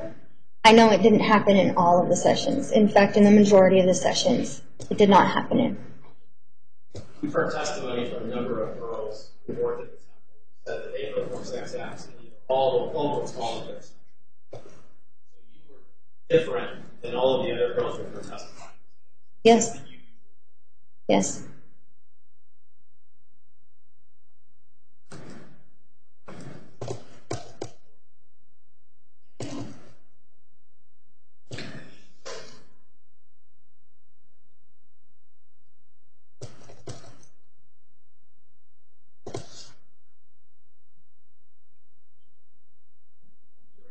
Leaving the temple on her because you were being pressured to do more sexual type acts in your session? I remember saying that, and if I may clarify, when I mentioned earlier here that there were certain girls that kind of formed their own cliques and would get gossipy, I had a conversation with a group of those girls, and they seemed to be rather critical of me that I wasn't willing to do sex acts in all of my sessions, or in the majority of my sessions. They laughed and scoffed at me, and they thought that it was kind of, well, I don't know what they thought, but they acted like it was ridiculous. And that's the pressure that I was feeling when I was there. And it is a part of the reason why I decided to leave, so that I didn't have to be around that energy. Talked about the fact why you left the massage parlor business that you were at, as girls were doing things behind closed doors and those types of things. Mm-hmm. And you felt pressure to do some of that. It's not exactly the same reason you left the Phoenix God's Temple. You were being pressured to do more stuff sexually than you felt comfortable. Yes, those girls were very similar to some of the other girls at massage parlors. That's the energy that I was trying to move away from. So, yeah, in a way, it is. You agree that while some of the girls were spiritual at the Phoenix God's Temple, a lot of girls were for them. Yes, and that's very sad to me. Now, my perception was that the temple was a church that was really trying to help people from being on the streets, from being, in a different lifestyle, and to take them in and show them their worth and show them that they can do something different, something better. And that's the spirit that I came there under, and to see other people just taking advantage of that just generosity broke my heart. Other than the one we talked about, were there any other customers who were upset with you if you wouldn't have sex with them? Yes, the overweight guy was one of them. There were a few. You only did 12. I think you said somewhere around 6, but maybe 6 to 12 sessions. And I had multiple individuals who wanted to have sex with you. There were multiple individuals that it seemed like they expected it, yes.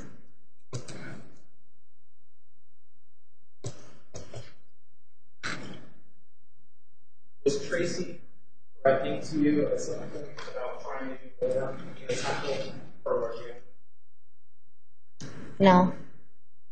I don't think they were. I didn't feel threatened by them at any point. Do you recall, after you pled guilty, doing an interview with a probation officer or a report that would go to the judge? Was this when I was released on my own recognizance? I would assume so. I think I know of the probation officer you're talking about, but I don't remember doing an interview. You don't recall telling a probation officer that customers would become upset with you in your session for alcohol sex. You refused and got into trouble with Janet and Tracy. No, I don't remember that. You may. I'm handing you exhibit 243.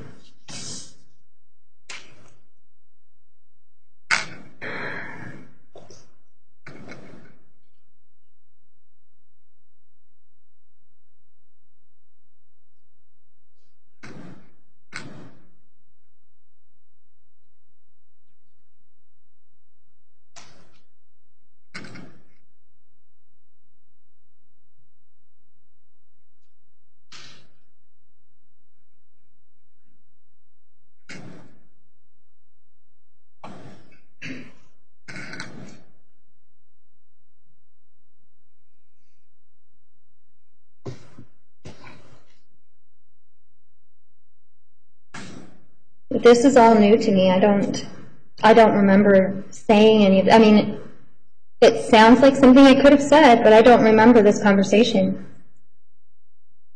Do you recognize that document as being the pre-sentence report that would have been prepared for your sentence? I don't recognize this document at all. I don't think I've ever seen it until today. You don't deny anything. I just said you don't recall it. Yeah, I don't deny it. I just don't recall. I don't remember it at all.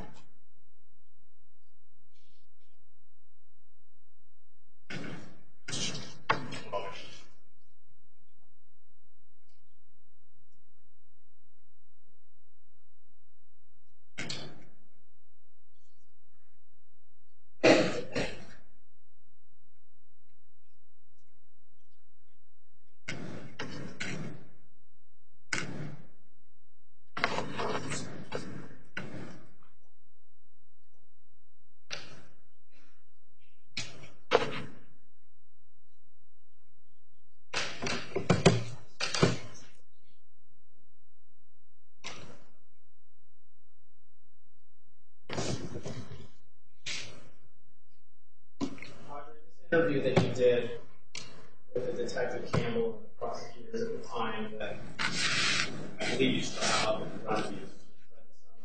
You would agree that during that you talked about that session? Yes, I do remember talking about that. And you talked about the session with your sister Hero you had this kind of mental experience. Yes. About the session you had with the overweight guy where you had to go get candy. Mm-hmm. Talk about the session with the old man in the water taker. Yes. That was the first time you had told anybody about any of that, correct? Correct. You were truthful about all of that stuff during the interview. Yes. I asked you about Tracy, though, you indicated you lied during the interview. I did. Are you trying to protect her? Right now, I'm here to tell the truth. Other times, but right now you're telling the truth. Yes, today I'm not under duress, and I haven't been threatened today. Go ahead. All right, we're going to take the evening recess.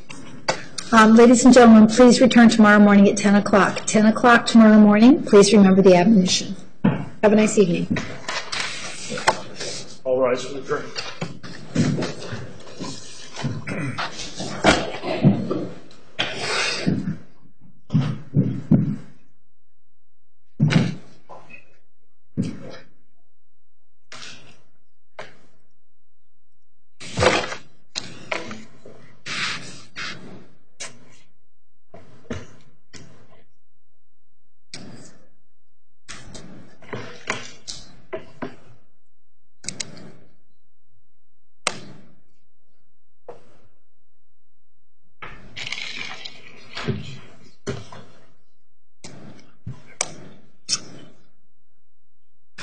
Randy, would you let the jurors know we're going to take a 1-hour lunch tomorrow to try to catch up? So 1-hour lunch. Yeah.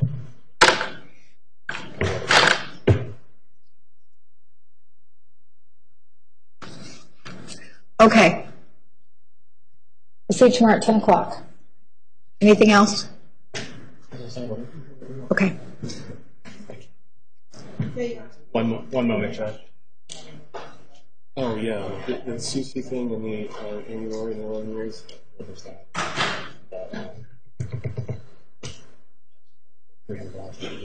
CC thing, yeah. Okay. Sure. I think, among many things. You want this on the record? Yeah. Okay.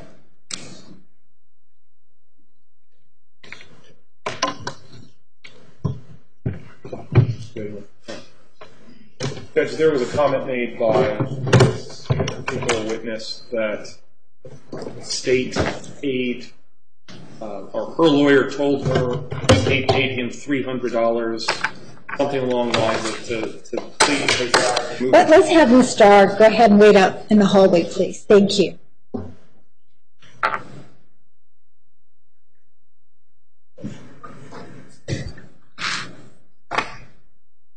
Okay, go ahead, Mr. Leiter.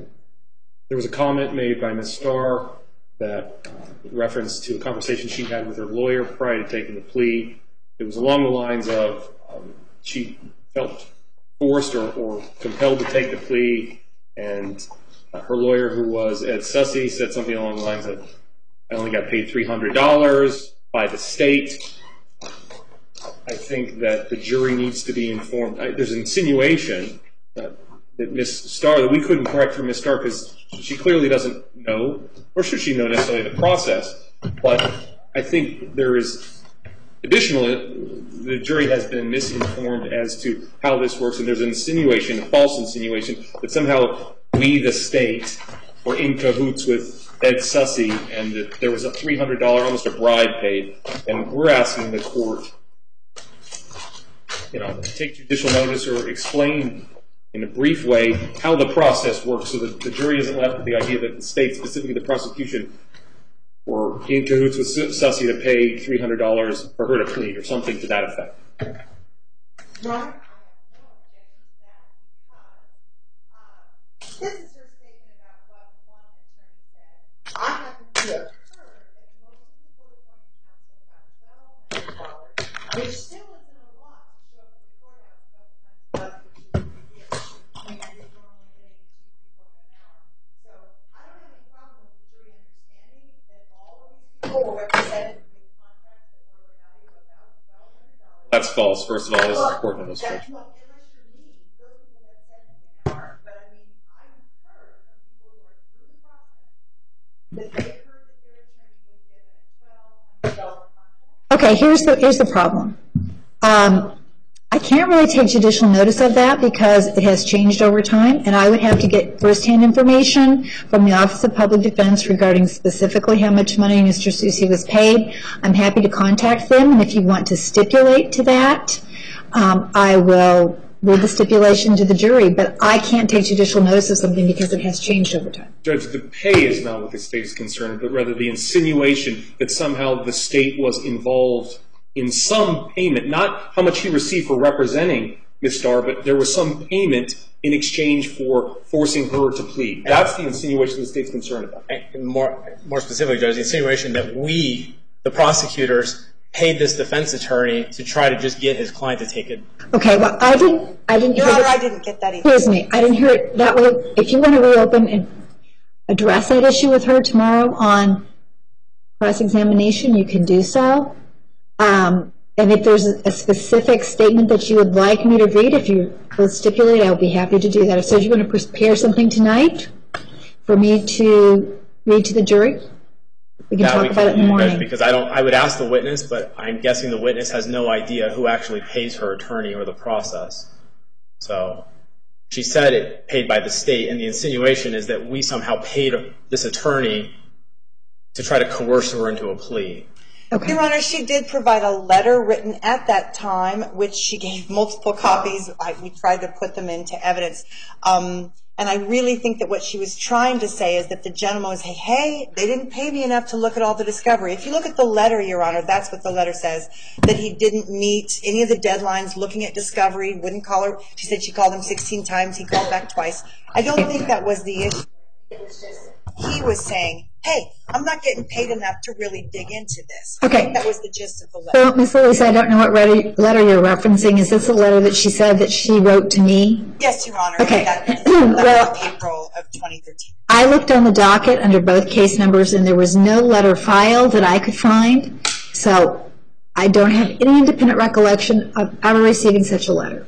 Yeah, it is addressed to you. She brought copies. I don't know what to do with it because she